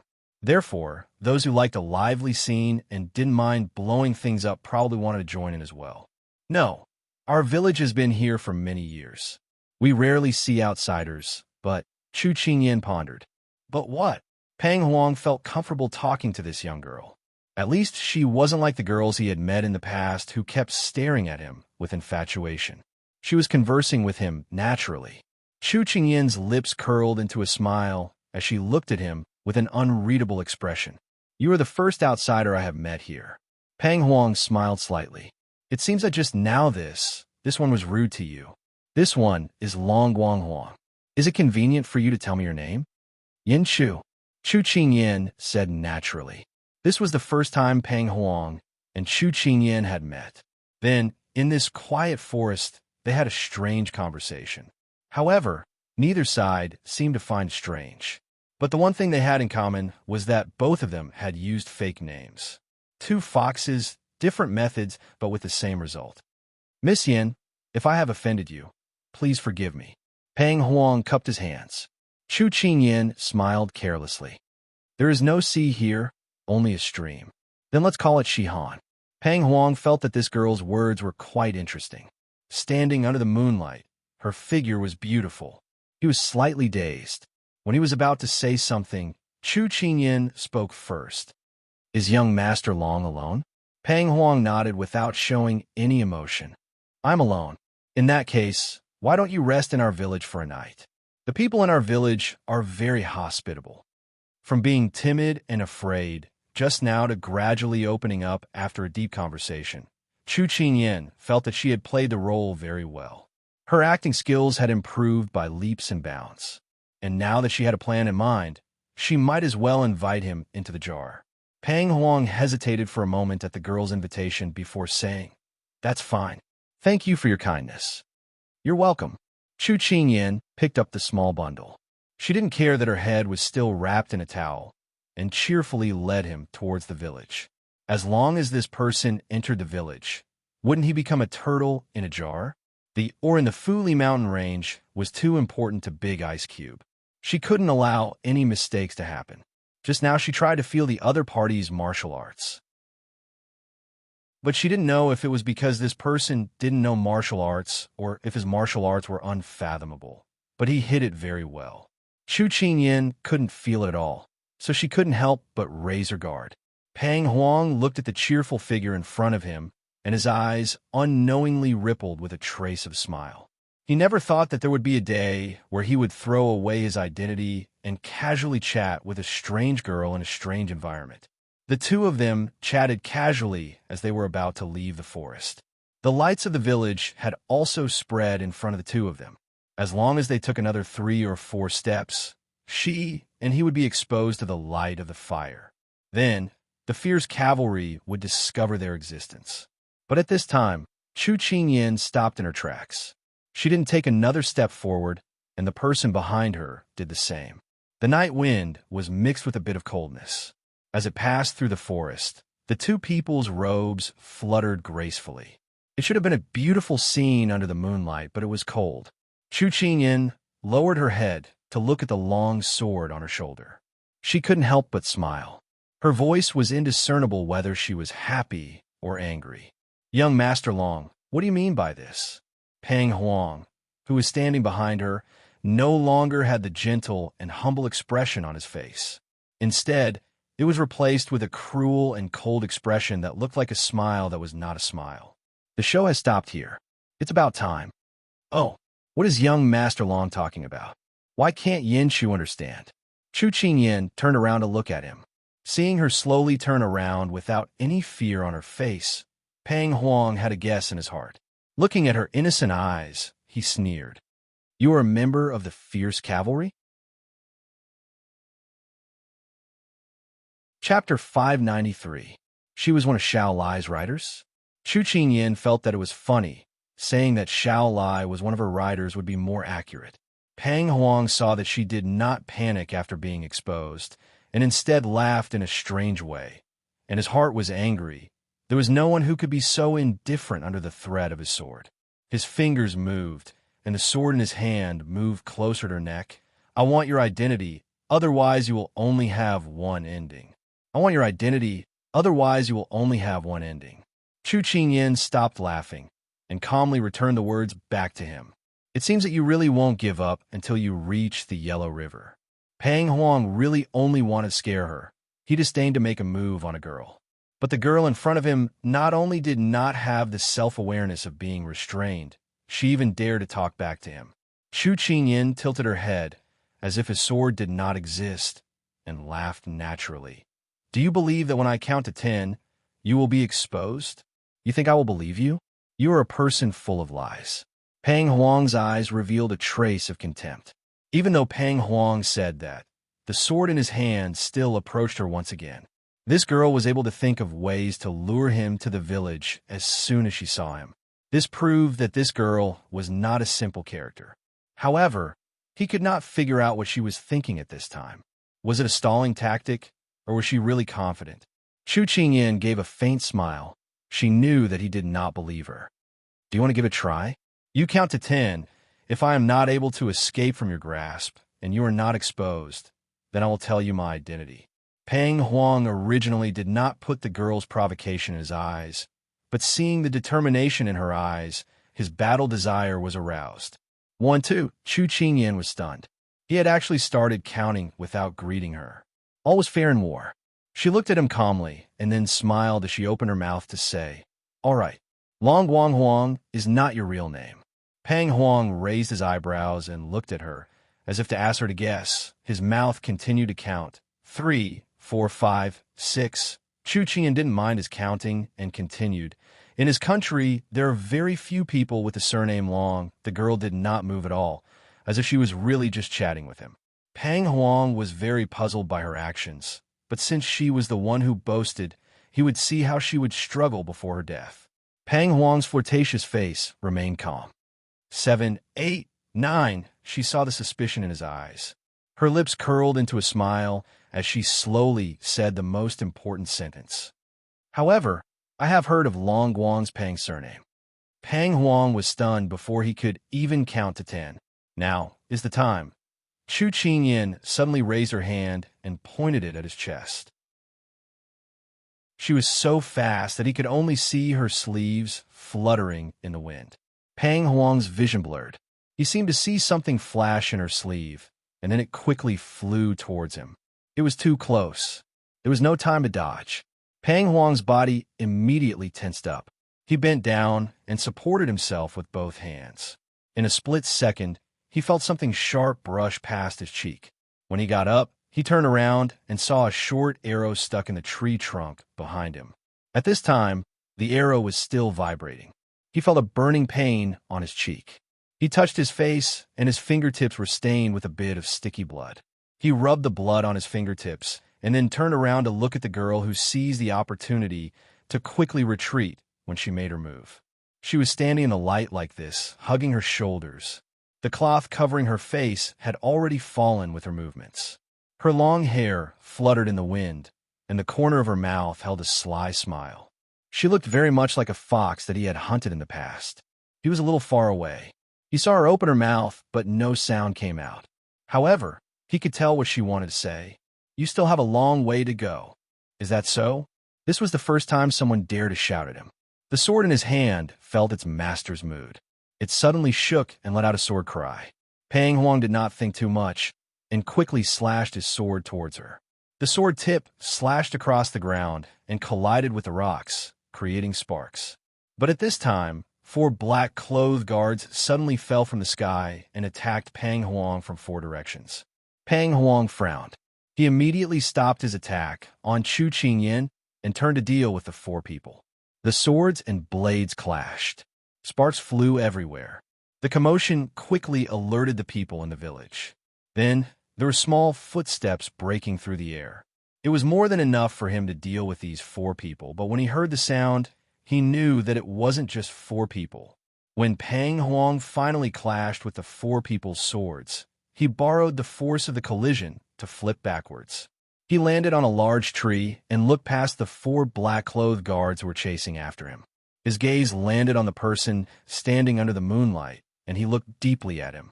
I hope you do not fall in my hands, otherwise. He put away his sword and used his qinggong to jump on the tree. Then, he quickly disappeared into the darkness. The 4 Xiao Lai riders chased after him. Chu Qingyan narrowed her eyes as she looked in the direction that the person left. He did not want to fight. He was cautious, and his martial arts were high. She could not help but think. At this time, she heard familiar footsteps behind her. She had already memorized the sound of his footsteps. What happened? She turned around and saw him walking over with a frown. She brushed her wet hair and told him the truth. When I was by the stream, I found an unknown person. He asked about our village and intentionally or unintentionally asked about the whereabouts of Xiao Lai riders. So I wanted to lure him into the village. Who knew that he was too vigilant and actually saw through my thoughts? In the end, he escaped. Xiao Su looked in the direction where there was no one and frowned. Did you find anything? Yes. From the way he dressed, the way he talked, and his martial arts, his status should not be low. I don't think he is someone from the Sichuan. He said his name is Long Guang Huang. I guess his real name should be Pang Huang if we look at it according to the character's eye. Chu Qingyan lowered her brows and thought back to their conversation. She slowly analyzed it. Finally, she looked up. Big ice block. Do you know of a person named Pang Huang or a family in another country with the surname Pang? Just as she finished speaking, she met Big Ice Block's gaze on her. It seemed a bit strange. She followed his gaze in confusion. She saw that her hair that she did not have time to dry was stuck to her shoulders. Then, water droplets rolled down and wet her clothes. The spring breeze was chilly and the spring clothes were thin. The wet clothes stuck to her skin and faintly revealed, ah! She gave a low cry and hugged her shoulders tightly. She subconsciously turned her back, but she forgot that if the front was wet, How could the back escape the fate of being wet? What should she do? She wanted to dig a hole and escape. Chapter 594. Chu Qingyin was on the verge of breaking down. Just as she was about to explode, a coat suddenly fell from the sky and landed on her body, covering her entire body. She was stunned at first, but then she smelled a familiar fragrance. Quickly put it on, don't catch a cold. Xiao looked away and gave a few coughs. His voice was a bit unnatural as he spoke. Her face turned slightly red as she pulled the coat off her head and draped it over her shoulders. So long, it was even mopping the ground. She had clearly grown a lot taller, but why did it feel like a little child wearing an adult's clothes? She clumsily pulled up the corner of the coat and then rolled up the sleeves. She really wanted to cry. It was still so long. Chu Qingyin, who was struggling with her coat, did not hear the approaching footsteps from outside the forest. She only saw a black shadow appear in front of her. Before she could react, a pair of large hands landed on her shoulders. With a slight twist of the coat, the person wrapped it around her neck. In the blink of an eye, the coat fit her height. At this time, Huo Ling and the others had already arrived. Master! When they raised their heads in greeting, they saw their master's hands on the little princess body in an intimate position. They immediately lowered their heads and did not see anything. Xiao naturally moved his hands away. He was very satisfied in his heart. Before his subordinates arrived, he had covered the little fellow well. An unknown person has appeared, and the large man has already led people to chase after him. You all should immediately search the forest and see if there are any other accomplices. Xiao said with a serious expression. Huo Ling and the others obeyed and quickly entered the forest to begin their search. Chu Qingyin watched as they left. Now, there was only Big Ice Cube in her left. Awkwardness started to spread all over her body once again. The surname Pang is not common. The Southern Song Country's royal family is surnamed Pang, and the Southern Song Country's crown prince is called Pang Huan. Xiao took a step back from her. He put his hand on his lips and explained the question she asked before, trying to resolve the strange atmosphere between them. Chu Qingyin did not expect that she would be able to guess the name by accident. She completely forgot about the awkwardness and raised her head to ask, if that person was really the Southern Song Country's crown prince, then what did he come here for? Could it be that he also has designs on the Fuli mountain range? Xiao glanced at her bright red cheeks, then moved his gaze away without leaving a trace. The Southern Blue Kingdom has been in internal strife recently. Although the position of crown prince has been confirmed, the factions of the princes are still fighting openly and secretly. Logically speaking, Pang Huang shouldn't be here, unless what? Chu Qingyin asked. Unless he has discovered the secret of the rich mountain range and wants a piece of the pie, or he is just curious. Xiao shook his head. I don't know much about the Prince of Nansong, so I can't comment on him. But in the Southern Song Country, this crown prince's evaluation is not low. He is young and talented, brave and good at fighting, and wise and resourceful.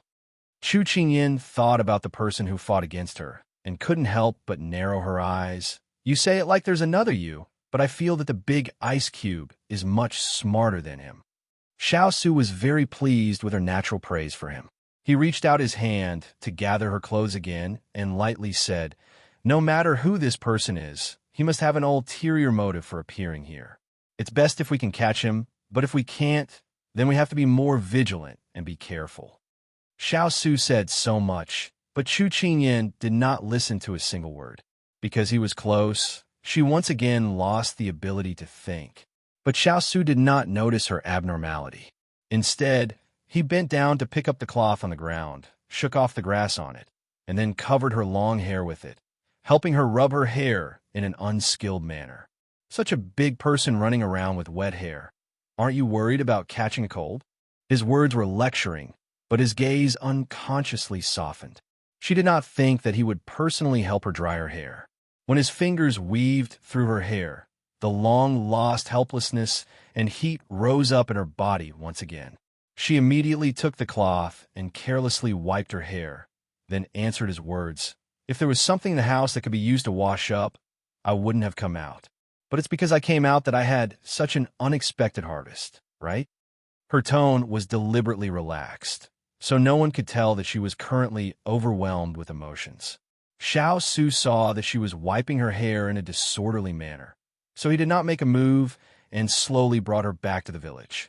Once they returned to the room, Chu Qingyin threw herself onto the bed. She rolled around in the blankets, her face burning. So embarrassing. So embarrassing. Once again, he had embarrassed himself to the core. After rolling around a few times, she remembered that she had not bathed yet. Her body was sticky, and she wanted to roll around again. But at this time, there was a knock on the door. Chu Qingyin opened the door and saw that it was Lu Guang. "Little princess, master ordered this subordinate to bring you hot water." The strong man and his subordinates are used to being on the battlefield and forgot that you are a woman. "If we don't take care of you well, please don't take offense." Saying this, Lu Guang brought in a wooden bucket and hot water. Chu Qingyin shook her head. "It's me who is spoiled, causing you to come in the middle of the night." Lu Guang smiled and left with his people. When she was soaking in the hot water, Chu Qingyin felt her body's tiredness dissipate quite a bit. She sighed in her heart. Big Ice Cube was really a person who was cold on the outside but warm on the inside. She had only said it, and he had ordered people to bring her hot water without saying a word. She gave a soft sigh. She really wanted to cling to him like this. In Xiao Su's room, Huo Ling and the strong man were standing there to report the situation. "Master, this subordinate was incompetent and lost the person." The strong man lowered his head and blamed himself. Their fierce cavalry rarely lost people, so it had to be said that tonight was a shame. Xiao Su nodded. "The person who came has high martial arts, so it's normal that you couldn't catch up." Huoling also followed up and reported, "Subordinates have searched the entire forest and did not find any other suspicious people. Increase the patrols. It's better to kill 3,000 wrongly than to let one go. We'll enter the Fu Li mountain range tomorrow. Go and deploy." Xiao Su waved his hand to have them leave.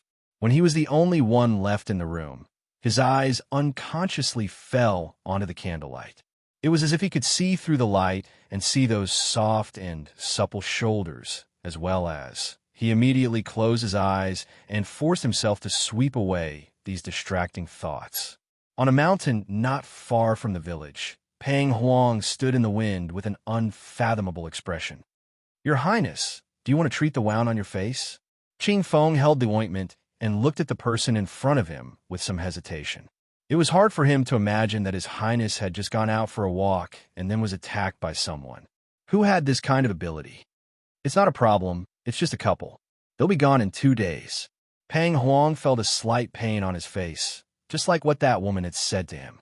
His face sank. "Your Highness, are we still going to the Fu Li mountain range tomorrow?" "The plan remains the same." "Yes." Chapter 595. When the first ray of sunlight pierced through the clouds and illuminated the earth, Chu Qingyin and the others were already on their way to the Fu Li mountain range. The light cavalry set off on the road.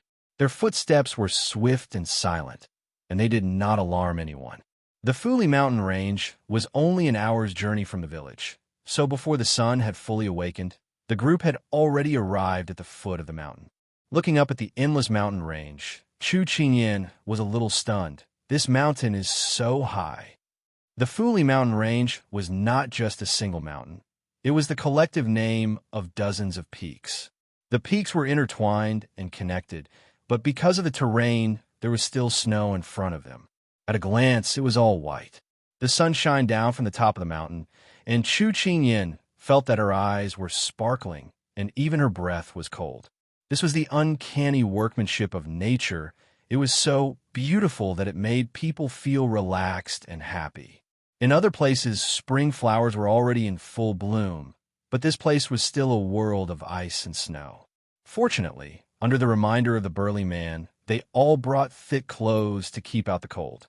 "Master, little Gongzi, please follow this subordinate." As soon as they arrived, someone came to receive them. Facing this large, snowy mountain range, Chu Qingyin was still a little confused. If she got lost here, it would not be a joke. After all, every mountain looks so similar. Fortunately, there was someone to lead the way. Xiao Su and the others abandoned their horses and walked up. The snow was very deep, and when Chu Qingyan stepped on it, her whole calf sank. She looked at the peak with cold sweat. Because of the geographical restrictions, they could only walk and did not use their qinggong. She did not know when they would reach the peak. Keep up. Xiao Su turned around and looked at Chu Qingyan, who was lagging behind, and urged her. When they were outside, as long as she pretended to be his subordinate, as long as she was by his side, he would not take care of her. In his eyes, there was no difference between a woman and a man, only the identity of subordinate and a master. Chu Qingyan understood that as her master, he had to set an example and not show any favoritism. Thus, along the way, she had never complained or made him feel bad. However, Hualing, Turin, and the others didn't think so. Our master is too unromantic.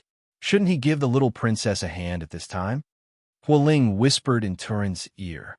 Did you see the clothes the young master was wearing? It was men's clothing. Master should also pay attention to the influence. Turin meant that his master would not mix up public and private affairs because of personal reasons. But Hualing didn't understand it this way. Even if she's dressed as a man, she's still the little princess. We've already recognized the little princess as master. So what is master thinking? I guess the master is the same as you. He doesn't know. Turin shook his head and quickened his pace.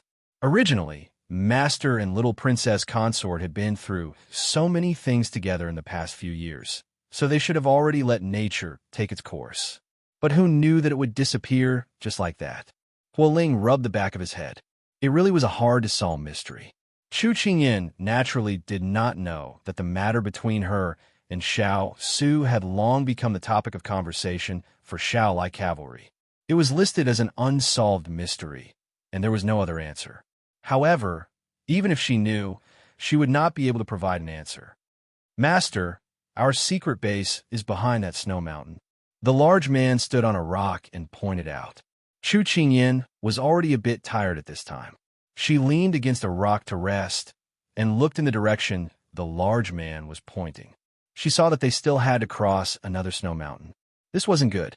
They had walked from morning to evening and had already crossed 3 snow mountains. They were about to use up all their strength. Let's rest for a bit. We'll continue later. Xiao Su raised his hand and readied his troops to rest. He turned around to look for Chu Qingyan's figure in the crowd. Then, he found a red figure in a group of tall and burly subordinates and slowly walked over. The little fellow had once said that she liked red the most. Red represented passion and brilliance. So over the years, he had collected things related to red for her. Red hair accessories, red clothes. Now, she was wearing a mask and a red outfit. She just stood there, looking indescribably neat and tidy. He felt that there was no one in this world more suited to red than her. Chu Qingyan narrowed her eyes and looked at the fire clouds in the sky. Her expression was a bit satisfied. Water. A voice sounded in her ears. Chu Qingyan subconsciously looked over and saw a man holding a water bag with one hand and a large fire cloud behind him. It seemed like he was the only color in the world. She stared blankly for a long time. When he frowned in confusion, she came back to her senses and took the water bag in his hand. She softly said thank you and then lowered her head to drink. Qingyan, you have something on your mind. Xiao Su looked at her side profile and suddenly said. She happened to have a mouthful of water in her throat. Hearing his words, she choked beautifully. Cough, cough. Chu Qingyan coughed until tears were about to fall. Xiao Su didn't expect her to have such a big reaction. He paused for a moment and then reached out to help her pat her back to calm her down. How old are you? Can't you drink water properly? Xiao Su felt that she was so old, but she was still careless. Isn't it because you deliberately opened your mouth to scare me when I was drinking water? After taking a breath, Chu Qingyan looked at him and complained. What do you mean by having something on my mind? Can't we have a proper chat? I've read in a book that children your age will more or less have something on their minds. I saw that you've been absent-minded recently, so I'm guessing that you're hiding something from me. Xiao Su turned his gaze and landed on a pile of snow not far away. He almost blurted out the parenting scripture. It was better to skip over this kind of thing. Chu Qingyan was very curious. What kind of book would write about this kind of thing? An analysis of puberty? Xiao Su coughed a few times. I forgot. I've read it before. Chu Qingyan looked at him suspiciously. This person was the legendary person with an eidetic memory. How could he forget something like that? That was too surprising. Big ice block, you're a little strange. At this moment, Chu Qingyan didn't know if it was because of the empty space or because of the casual conversation between the two, but she felt that the awkward atmosphere between the two of them seemed to have been blown away by the mountain breeze. She was also able to face him calmly and joke around. The little fellow was much more normal now. However, Xiao Su didn't forget the question just now and looked at her seriously. Back to the topic. Do you have something on your mind recently? Chu Qingyan felt a little uneasy when she saw how serious he was. Something on my mind? It shouldn't be considered that. But now I have a question. Oh, let's hear it. He was still a little worried that the little fellow wouldn't answer him. Now that she had spoken, he couldn't help but be interested. Chapter 596. Chu Qingyan faced the sunlight, and it was a bit dazzling. She didn't know if it was because of the sunlight or because of the noble and threatening man in front of her, but there was a question in her heart right now. It was something that she had always hidden in her heart. It was something that she had never cared about before, but now it was becoming clearer and clearer. It was something that Nian didn't dare say. She didn't know if it was because the sunlight around them was too warm, or if it was because their hearts were too close, but she opened her mouth, wanting to be brave and open her mouth for him to see the problem. But bravery needed to be done in one go. But when she saw Hua Ling walking behind him, she gave up on that idea and her courage disappeared. She tilted her head and forced out a smile. When are we leaving? I'm about to die from exhaustion. Xiao Su originally thought that she would ask some serious questions, so he was waiting for her. Unfortunately, he got such a complaint. He was stunned at first, but then he smiled helplessly. Hold on for a bit longer, at most 2 hours. He spoke like he was coaxing a child, smiling as he spoke to her. When these words came out, the two of them were a bit dazed. It seemed like this scene hadn't appeared between the two of them in a long time. Chu Qingyan pursed her lips into a smile and heavily nodded. Then I'll hold on for a bit longer. If I can't hold on, you have to carry me. If you really can't take a single hit, I don't mind you losing face. Xiao Su raised a brow as he looked at her. Then he turned around when Hua Ling called out to him.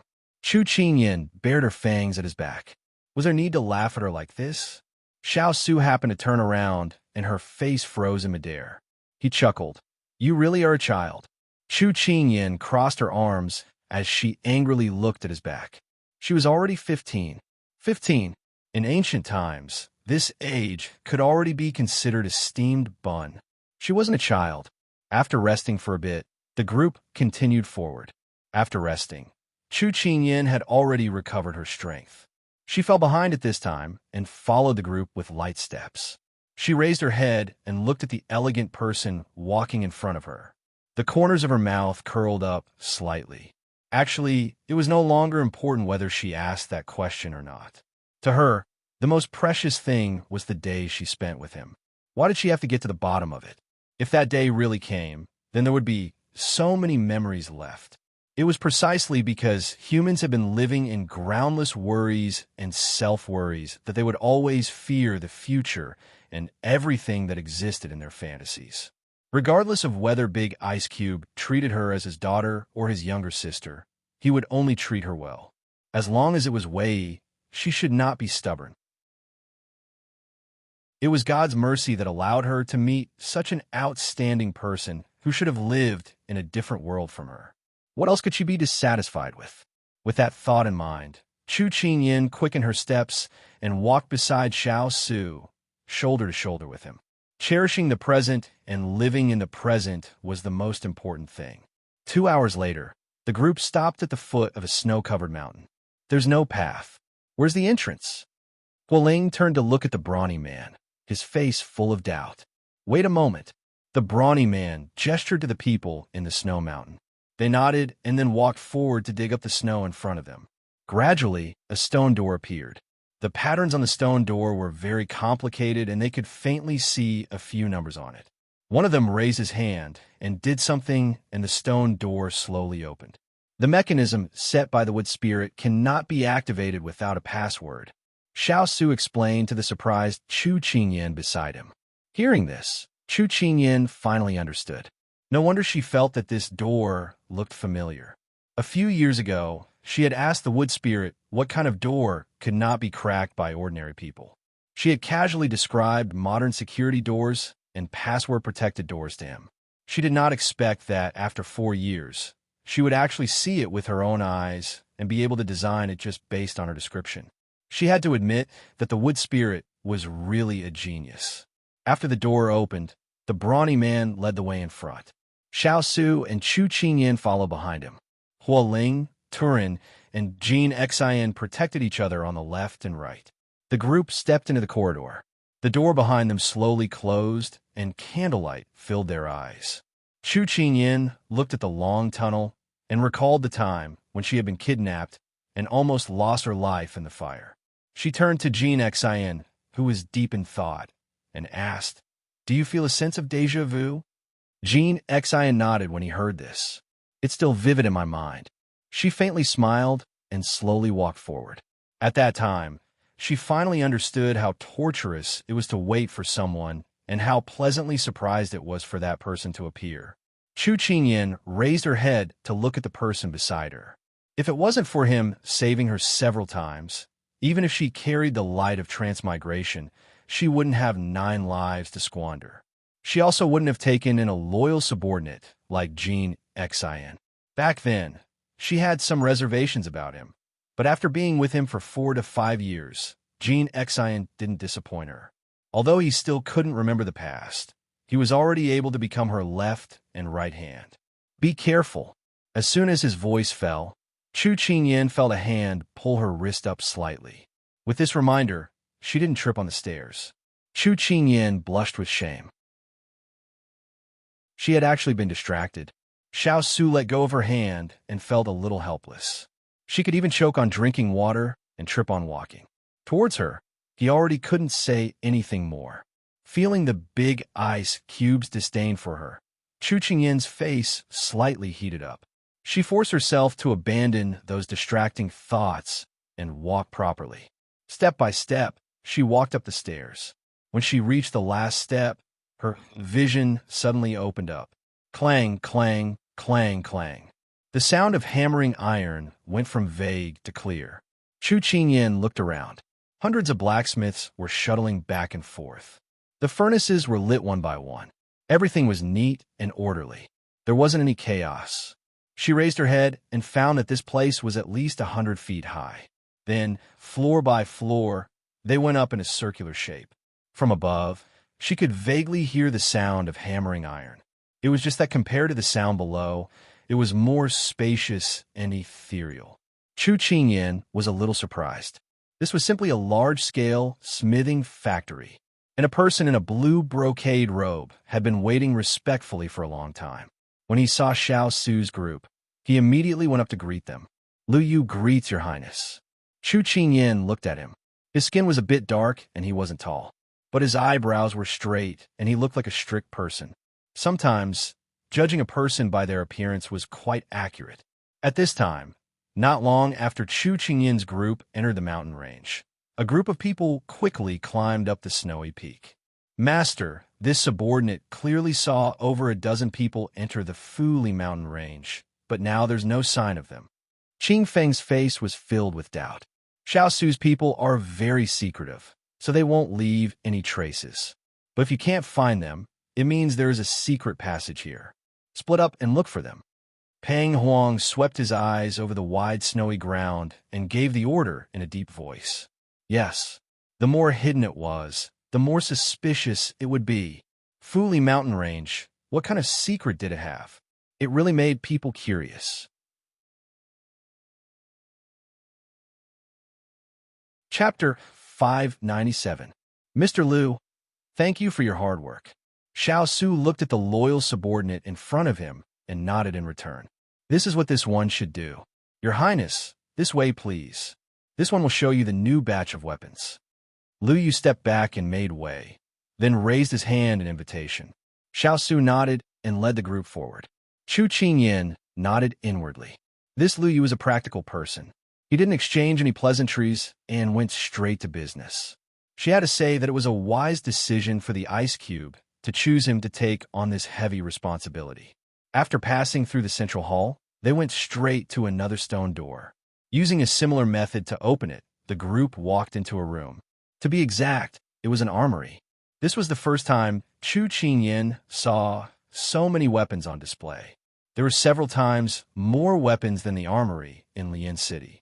Your Highness, this is the weapon that this one made from the newly discovered or... Please take a look. After Lu Yu finished speaking, he turned around and picked up a large knife, placing it flat in his hand in front of him. Xiao Su took the large knife and weighed it in his hand. It was lighter than the weapons he usually saw.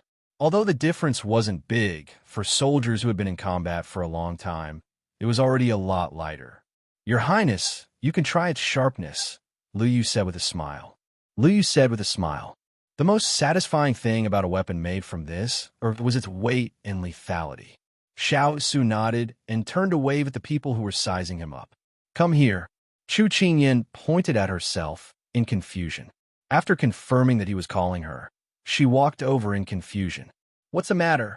Give me a strand of your hair. Xiao Su reached out to her. The corner of Chu Qingyin's mouth twitched.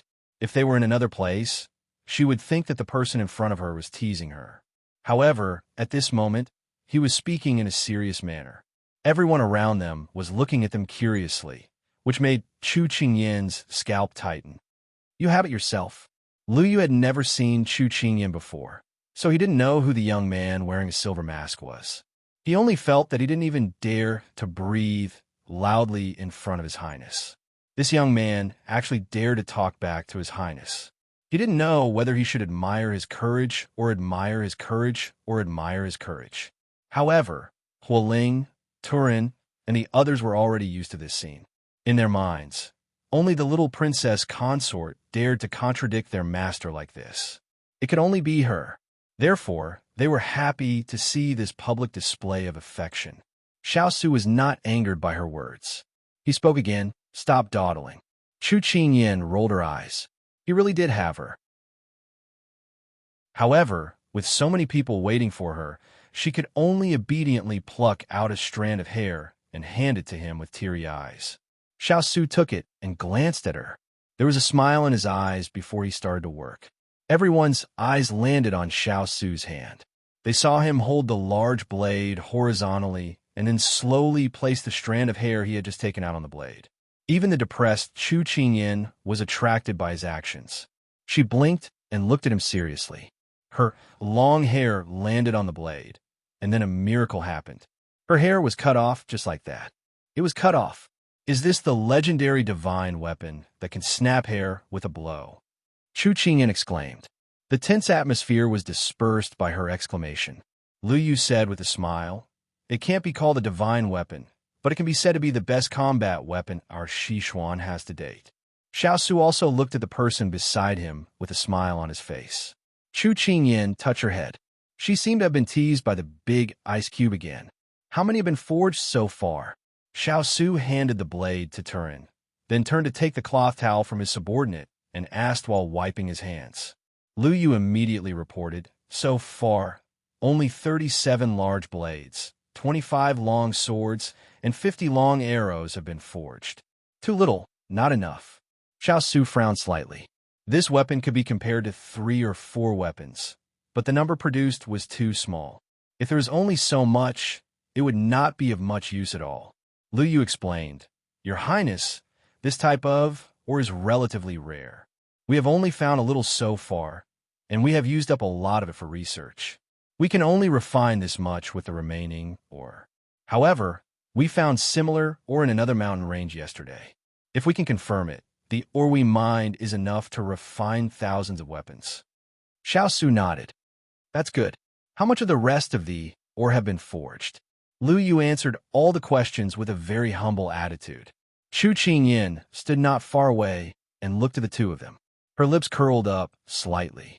For the past 2 years, Big Ice Cube had been building roads and rebuilding city walls in Lian City. He knew how to use people well and treated the people like his own children, attracting many people to join him. Also, because he did not set any requirements and did not care about family background, many talents appeared around him. Liu was one of them. He had been blacksmithing for generations and was a famous blacksmith. After some inspection, Big Ice Cube put him at ease and placed him in the Fu-Li mountain range. Liu did not let Big Ice Cube down. In the first year, he produced at least 1,000 weapons.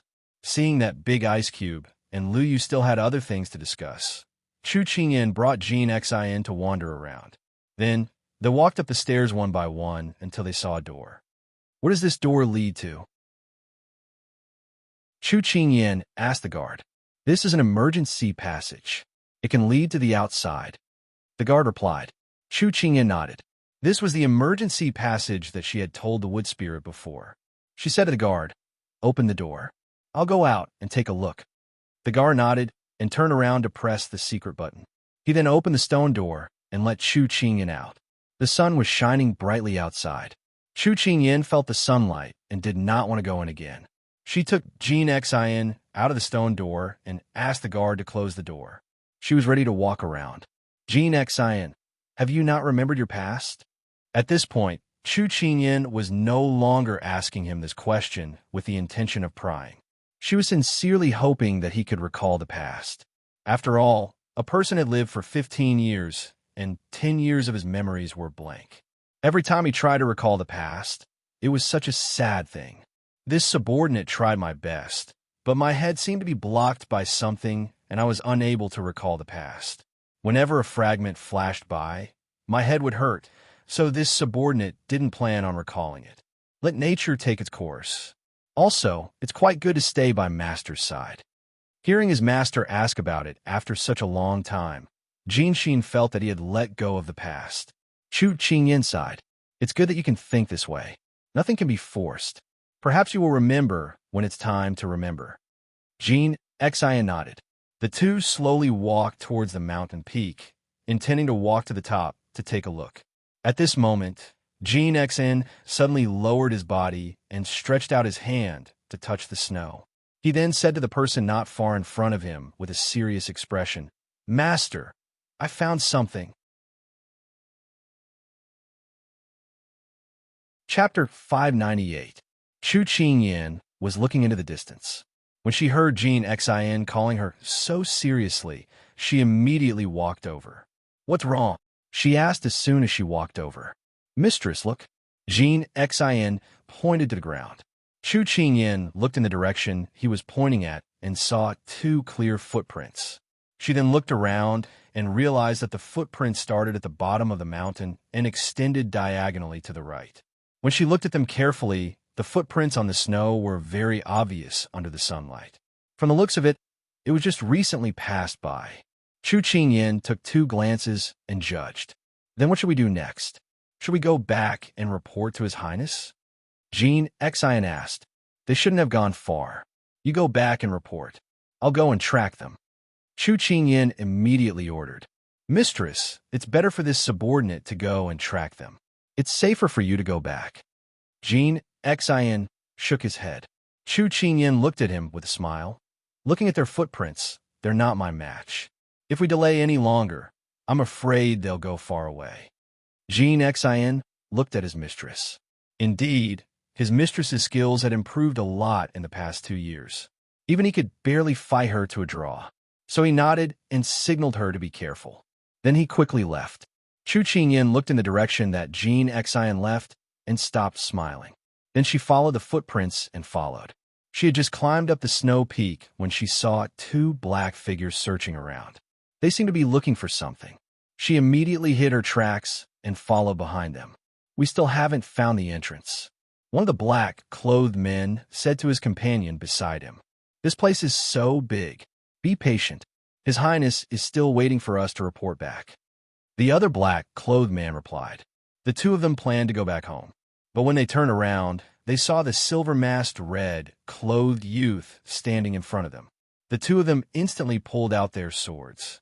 One of them asked, Who are you? Are you from this mountain range? Should I be the one asking you? Where did you come from? Why are you here? What do you plan to do? Chu Qingyan looked at them coldly. You talk big. Come and die first. The two of them glanced at each other and immediately flanked Chu Qingyan. Chu Qingyan tilted her body and dodged an attack. She reached out and grabbed one of the men's arms. Then, she twisted her body and snatched the man's sword.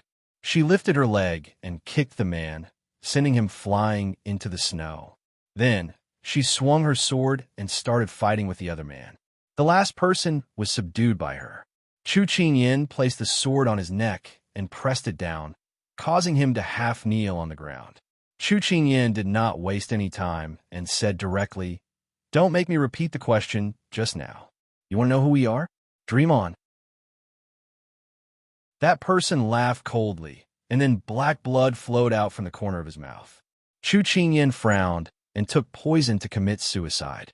She stood up and looked at the other person, who had also committed suicide. It seemed that the clues had been cut off. At this moment, her eyes narrowed. She immediately stepped lightly on the snow and jumped away. She saw that just as she left her feet, a long arrow appeared on the ground where she was standing. When she turned in midair, she saw a man dressed in black holding a long bow and pointing it in her direction. Behind him, there were more than 10 men in black holding bows and arrows. That man kept his bow and made a gesture. The people behind him pulled their bows and arrows. Before she could stand firm, arrows flew towards her one after another. Chu Qingyan waved the sword in her hand and dodged those arrows. In less than the time it took to drink a cup of tea, her body was filled with arrows. Seeing that the other party did not seem to want to give up, Chu Qingyan narrowed her eyes and flew towards the archer, stepping on an arrow. Because the distance was too close, the bows and arrows could not be used. So, the men in black all pulled out their swords and slashed at Chu Qingyan. Chu Qingyan landed in the middle of the group of black-robed men and started fighting with them. These people did not come with good intentions. Chu Qingyan did not show mercy and killed with every move. Pang Huang was originally standing at the side to observe the youth. But as the fight became more intense, his people were injured. His face did not look good. He pulled out the sword at his waist and joined the battle. Chu Qingyan was originally more than enough to deal with these men in black, but the sudden addition of the leader of the men in black made the situation one-sided. Suddenly, the sword in her hand that she took from the men in black was broken by the man in front of her. Chu Qingyan took a few steps back and steadied herself to face the man in front of her. Pang Huang looked at her and said in a threatening tone, "This youth, if you surrender now, I can spare your life." "Spare my life, then what?" Chu Qingyan felt that this person's voice was vaguely familiar. But the person in front of her was wearing a black brocade robe, and his face was covered with a black cloth. Only a pair of deep blue eyes could be seen. Wait, blue eyes. She suddenly remembered the person she saw by the stream. She immediately connected the two together. Sure enough, this person approached the Fu Li mountain range with a purpose. "You killed 2 of my men. You can avoid death, but you can't escape punishment." Pang Huang's voice fell. The archers were ready again, and the tips of the arrows were aimed at her. Chu Qingyan heard this and smiled. Her tone was full of innocence. "Your men committed suicide. It has nothing to do with me. They can only blame themselves for being too weak." Qing Feng went up to check and confirmed that it was a suicide. But to be able to force a death warrior to commit suicide, it could only be when they had to die. This person was very cunning. He spoke unhurriedly, like a fox. Pang Huang couldn't help but think of the woman he had met that night by the stream. However, the person in front of him was a man, and his voice didn't sound like one. "You didn't kill Boren, but Boren died because of you. So you can't escape the responsibility." Pang Huang raised his eyebrows and looked at her. "If you want to condemn someone, you can always find a pretext." Chu Qingyan shrugged. At this time, she pretended to be relaxed. In fact, she had a plan. Jean Xin had been gone for a while, so he should be back soon. She just needed to stall for time. Pang Huang looked at the young man in front of him. He was obviously at a disadvantage, but he still had an air of arrogance that refused to admit defeat. Moreover, his martial arts were strong, not weaker than the bodyguards beside him. There was a hint of admiration in his eyes. Whose subordinate are you? If you don't have a sect or master, you can rely on me. Chu Qingyan was slightly surprised. In just a moment, it became a recruitment. She looked at him provocatively. Benefits? Seeing her contemptuous tone, Qing Feng immediately said to His Highness, "Why waste time with her? Just take her back."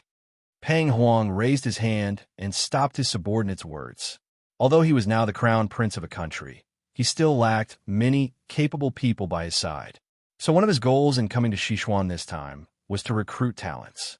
Moreover, the person in front of him was surprisingly to his liking. So he wanted to make this person follow him willingly. If it was not possible, then he could only use force.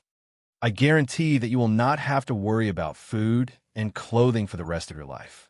You will enjoy endless glory, splendor, and wealth. Pang Huang said confidently. Chu Qingyan heard this and laughed. Pang Huang's smile froze on his face. Chapter 599. What's so funny?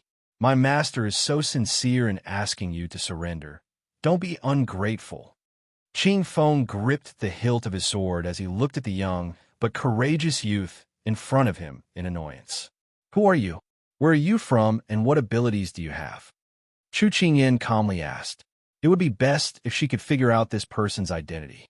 She wondered if he would come up with the name Long Guang Huang or Pang Huang. These questions, as long as you surrender, you will know in the future.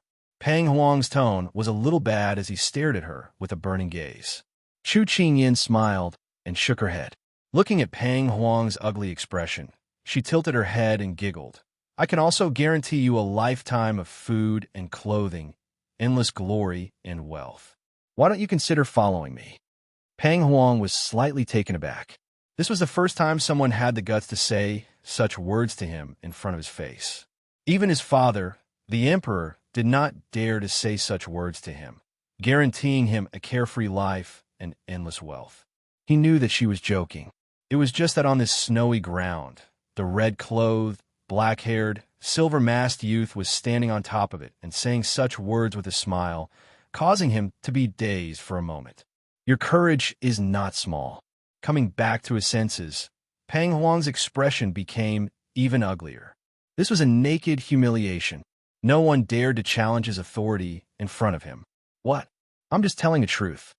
With her status, it was not a problem to guarantee a person's food and clothing, glory and wealth.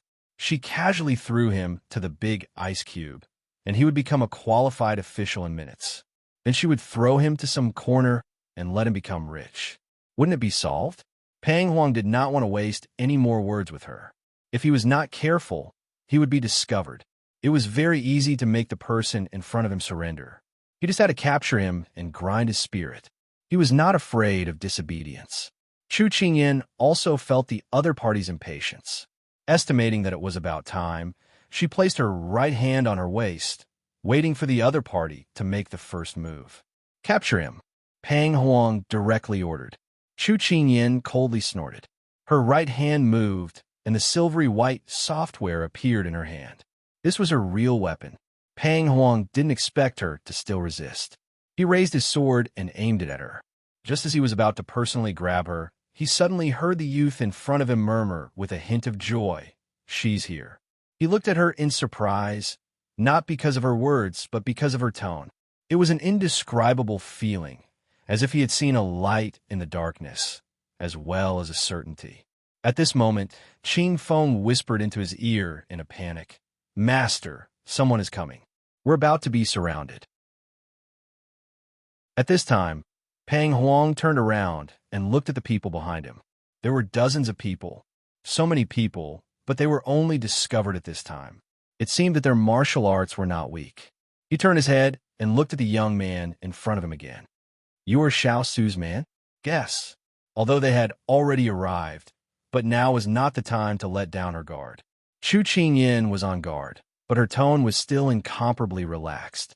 Pang Huang estimated the distance and instantly reached out to grab Chu Qingyan's shoulder. No matter what, he wanted this person. Whether it was the heart of cherishing talent or the fact that this person was Xiao Su's subordinate. It was all beneficial to him. Although Chu Qingyan didn't expect that he would dare to make a move on her at this time, she was already prepared. She brandished her sword to block. This person seemed to have seen through her thoughts. The sword in his hand suppressed her sword move, and his other hand was already free to grab her again. But this time, a sharp sound pierced through the air towards the two people. Pang Huang sensed it and could only give up the shoulder that he was about to grab. Using his qi, he retreated a few steps and then looked in the direction of the arrow. A black figure wearing a veil hat stood on top of the snowy peak, holding a bow and arrow in his hand. His posture was cold and severe as he looked in their direction. Xiao Su, this person standing at the peak but giving off an invisible pressure. Pang Huang combined this scene, and these two words appeared in his mind. He really was worthy of being Xishuan's war god. That arrow had brushed past the two of them. If he didn't control it well, he would have hurt his own people. If he didn't care about this silver-masked youth, then he was confident in his archery skills. Pang Huang believed that it should be the latter. But Pang Huang did not forget to poach her. You can see that your master doesn't care about your life or death. If that arrow was a bit careless, you would have already lost your life. Why follow this cold-blooded master? How about you come with me? There won't be a bit of carelessness, so you should just give up. Chu Qingyan raised her sword and blocked them from leaving. As soon as her words fell, she charged at them. Pang Huang gave a cold snort and ordered his subordinates to not fight. He then immediately headed down the mountain. Chu Qingyan was pushed back a few steps by his sword, and in a flash, she had already put some distance between herself and Jiang Yi. It had to be said, these people's qigong was first class. Huo Ling and the others immediately chased after her. When Chu Qingyan wanted to chase after them, she was blocked by someone. Chu Qingyan raised her head and saw that it was Big Ice Block. When she wanted to tell him about her discovery, she heard him speak in a strict voice. Leave it to Huo Ling and the others. You should take care of yourself first. His tone was rarely serious. Chu Qingyan felt a bit wronged. She was just doing her job, so why was she being scolded by him? She strangely felt uncomfortable in her heart, but she wanted to get angry at him. But he ignored her and said something to Turin. She turned her head and wanted to leave. But after taking a few steps, her wrist was grabbed. She unconsciously wanted to throw it away, but she heard his helpless voice. Why are you walking so fast? Take care of your wound first before you get angry. She was a bit stunned, but her hand was already raised by him. At this time, she found that the back of her hand had been cut at an unknown time, and it was currently bleeding. Then she saw the person in front of her, lowering his head to take care of her wound. She immediately felt a bit of regret. I'm not angry. You're not angry right now. Xiao Su first cleaned her wound and prepared to apply medicine. Chu Qingyan's face turned hot. I wasn't angry just now either. Don't move around. Xiao Su smiled. Chu Qingyan finally became obedient. Who gave you the courage to face the enemy alone? Xiao Su wrapped the gauze and then began to teach her a lesson. At this time, Chu Qingyan was already very obedient, answering all his questions. At that time, I only found 2 sets of footprints and thought there were 2 people, so. You thought? Xiao Su's tone became strict again. Do you know that guessing is a taboo in the military? Chu Qingyan admitted defeat. I know I was wrong. Don't keep lecturing me like I'm a child. Xiao Su smiled. In his eyes, she was still a child. Tell me, what did you find at the cost of your injury? Xiao Su changed the topic so that the little fellow wouldn't say that he was always bullying her. Chapter 600. Hearing this, Chu Qingyan nodded and said, The leader is the one who ambushed me at the river. I think he came prepared for the Fu Li mountain range's ores. Xiao Su's expression turned serious. We have to finish mining the ore as soon as possible and strengthen the guards. Otherwise, we will be discovered soon. I will send more people to assist Lu Yu. Chu Qingyan agreed. This was the only thing they could do now. Everyone knew that if the secret of the ore was leaked, then the ice cube would be attacked from all sides. Regardless of whether it was the West Xian Emperor or the other countries, who would look at this fat piece of meat in front of them and not eat it. Big Ice would also be accused of not reporting and plotting a rebellion. At that time, the gains would not make up for the losses. In the end, it would become someone else's wedding dress. Regardless of whether these men in black found out anything, it was always better to be careful. Then what do we do next? Chu Qingyan asked.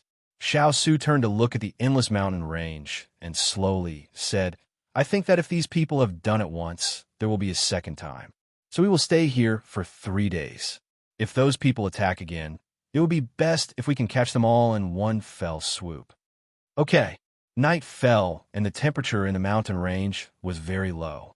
Chu Qingyan brought people to patrol the mountain range. This was the first time she walked in a snowy night. The moonlight poured down on the snowy ground, refracting the light as if it was glowing. It was very beautiful, but at the same time, it was also very desolate and very frightening. This was because one could faintly hear the wolf howls resounding through the valley, as if they were counting down, one sound after another. Little young master, there are wolves in the Fu Li mountain range. We have to be careful when we travel, the burly man reminded. Chu Qingyan nodded.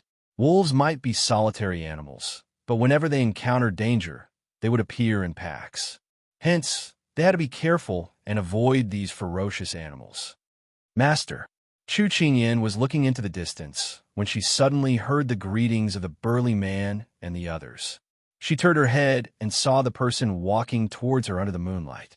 Perhaps he disliked the gauze hat, which was a bit of a hindrance in the windy mountain, so he put on his mask again. It was also silver, but one size bigger than hers. Weren't you discussing the next step of the plan with Liu Yu? Why are you here? Chu Qingyan approached him and asked in confusion. Xiao Su saw her, shrinking her neck and shivering. He habitually took off his cloak and draped it over her shoulders. Let's go for a walk. He wouldn't tell her that he couldn't find her after the meeting, so he came out to look for her because he was worried. He wasn't used to explaining, and he didn't feel the need to. Chu Qingyan was embarrassed. She had brought her own cloak. Why did Big Ice Cube like to put his cloak on top of hers? It was very heavy. Xiao Su didn't pay attention to her expression. He turned around and said to the burly men, You guys split up and search. Yes. So the burly men and the others all looked like they didn't see anything. Please continue, Master and little princess consort, and then left with light steps. Leave everything to Xiao Lieqi and the others. You don't have to be so tense.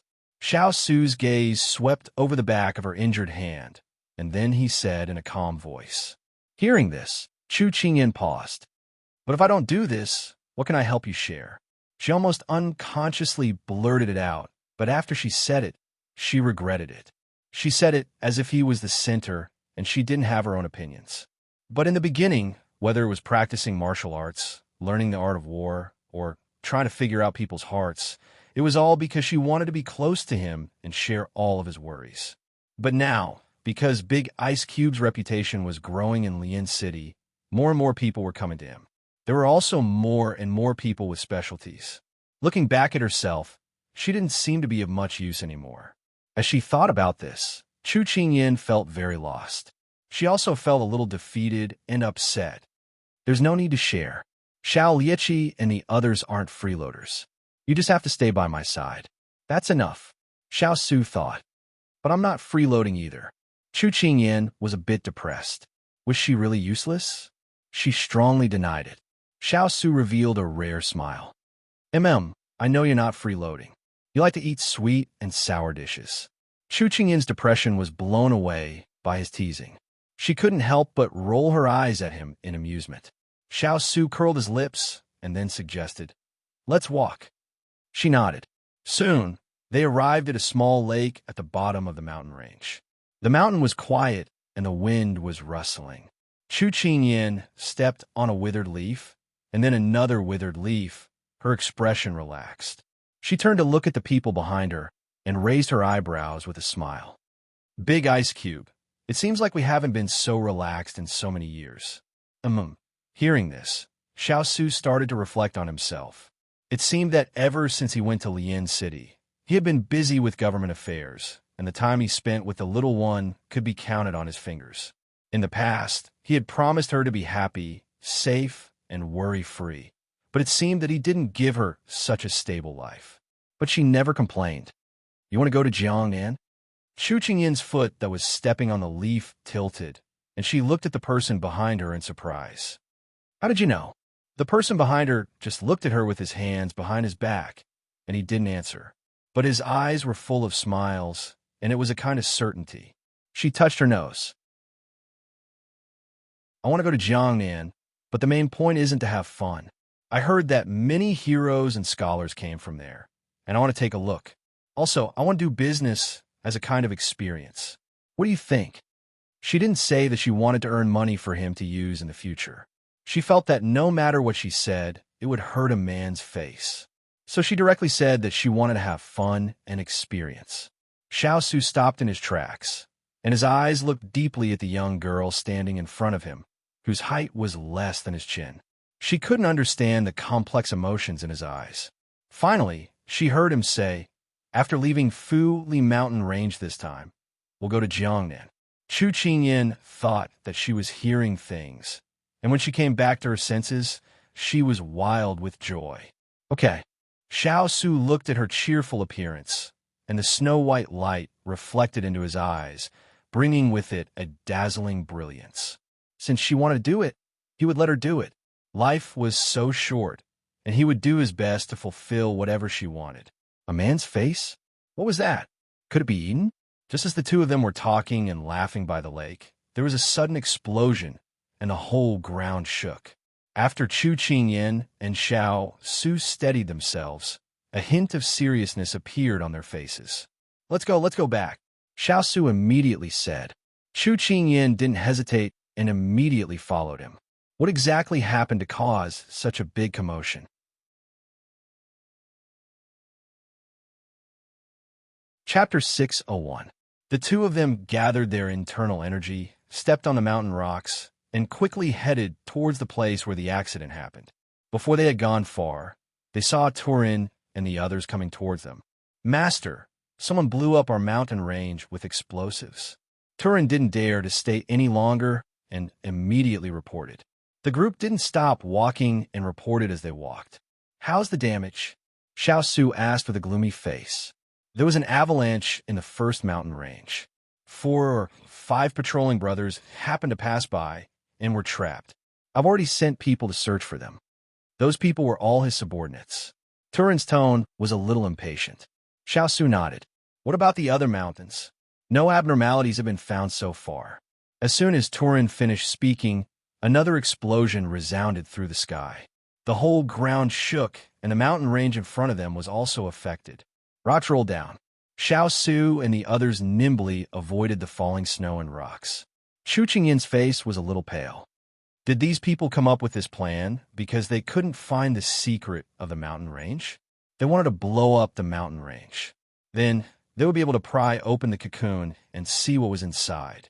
It was too scary. This kind of explosion was challenging nature. If they were careless, they would lose their own people. It was a test for both sides. Hearing this, Xiao Su ordered Turin in a deep voice, "Immediately send people to search. Find them before they continue." After blowing up 2 mountains, they wouldn't give up so easily.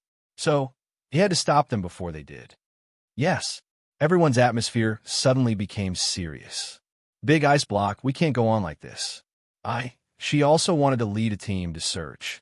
If they acted separately, they could increase the intensity of the search. However, Xiao Su seemed to have seen through her thoughts. When she opened her mouth, he said, "Don't go anywhere. Follow me closely." At this time, she couldn't leave his side. The 2 tremors just now had caused an avalanche. It was hard to guarantee that these people would be even crazier. When the snow mountain collapsed, she wouldn't be by his side, and he wouldn't be able to help. Chu Qingyin could only agree to big ice cubes' overbearingness. When a mountain range exploded for the 3rd time, Turin and the others came to report that they had found traces of the enemy. They were at the foot of the 5th mountain range, not far ahead. Chu Qingyin and Xiao Su looked at each other and immediately rushed over. Coincidentally, when they arrived, the group of people was about to ignite the 4th bomb. "I didn't expect you guys to be so fast." Pang Huang turned around and looked in the direction where Xiao Su and the others had come from, smiling ambiguously. I'm not as fast as you guys. Xiao Su stood not far from them with his men and looked at Pang Huang's group with slight annoyance. Thank you for letting me win. Pang Huang pretended to be humble. Then, he asked with obvious curiosity, His Royal Highness, I'm very curious. What is it here that makes you so nervous? Xiao Su glanced at him coldly. Fuli Mountain Range is this king's fief. It is this king's responsibility to maintain the safety of this fief. Moreover, this king has the right to arrest any evildoer who violates this fief, even if you are from another country. His Royal Highness is right. However, you still haven't explained why you are so nervous. I heard that there are ores in this mountain range. I don't know if it's true or not. I'm very curious. Can His Royal Highness enlighten me? Pang Huang asked calmly. What qualifications do you have to know? Xiao Su looked at him coldly. Pang Huang's expression changed slightly at his impoliteness. It was as if he didn't put him in his eyes at all. He also restrained the smile on his face and said meaningfully, Xiao Su, don't forget that the person who can flatten this mountain range is me. The initiative is in my hands. If you don't cooperate, then I can only say sorry. Chu Qingyan frowned. This person was simply a scoundrel. If you can't get it, then destroy it. Could it be that the Prince of Nansong usually does things like this? If the people of Southern Blue knew that you used such despicable methods to force people to submit in another country, would they admire you a bit more, or would their image be ruined? Xiao Su's tone was indifferent, but it was enough to make the other party turn pale with fright. Pang Huang's eyes were filled with astonishment. He had clearly concealed his identity well. How did Xiao Su suddenly see through him? Suddenly, he remembered the crafty woman he met by the stream that day. In other countries, there are very few people with the surname Long. However, I have heard of Long Guangsheng's surname Pang. If that woman was Xiao Su's subordinate, then it was normal for his identity to be exposed. With the fierce wind cavalry's ability, it wasn't difficult to investigate a person. However, he didn't admit or deny it. He met Xiao Su's gaze and laughed eerily. Xiao Su, provocation is useless against me. Now, there are explosives buried under this mountain range. If you dare to act blindly without thinking, then Pang Huang replaced the rest of his words with a cold smile, but it was full of threats. When Pang Huang finished speaking, Chu Qingyan subconsciously looked at the person beside her. From what she knew, the ice cube wasn't a person who could withstand threats. Pang Huang was simply plucking the hair from a tiger's head. However, the ice cube's reaction surprised Chu Qingyan. She only heard him say indifferently, Your Highness Prince of Nansong, since you like this prince's mountain range so much, this prince is not a stingy person. If you want to play, then play. Otherwise, you will say that this prince didn't do his duty as a host. However, you have to be careful. Don't blow yourself up. Otherwise, you will lose more than you gain. Pang Huang originally thought that he would be angered, but he didn't expect him to say those words so calmly. It was as if he was looking at a clown. This made him feel angry. However, he quickly calmed down and looked at him with a cold gaze. His Royal Highness, are you trying to loosen the reins only to grasp them better? Don't treat me as a brat who just came out. Xiao Su chuckled. It's up to you to believe it or not. Pang Huang fell silent because of his words. The two sides faced each other like this. Chu Qingyan knew that the ice cube was playing a psychological game with him. Before the ice cube took over the Fu Li mountain range, it was just a few abandoned mountains. The talk about was just a trick the Sichuan emperor wanted to trick him into coming here. Although the countries seemed peaceful on the surface, who didn't know that the Sichuan emperor was planning this? There were two reasons why Pang Huang chose to blow up the mountain. First, he wasn't sure what was inside the mountain range, so he wanted to see if he could expose what was inside by blowing it up. Second, he wanted to see if Xiao Su and the others would give themselves away when they blew up the mountain. This would help them find the secret of the Fu Li mountain range. But right now, everything seemed to be out of his expectations. Xiao Su calmly allowed him to continue blowing up the mountain range. This made Pang Huang, who had made a solemn vow, unsure if he should continue blowing up the mountain range. Chu Qingyan watched the two sides in a deadlock, waiting for an opportunity to make a move. You're tuning in to the Romance Rendezvous YouTube channel. We're so grateful for your support, and don't forget to subscribe to join us on this incredible journey through captivating stories. Your generosity through donations truly makes a world of difference, as it's the primary source of revenue that allows me to expand and enhance this channel for you. Thank you from the bottom of my heart for being a part of this adventure.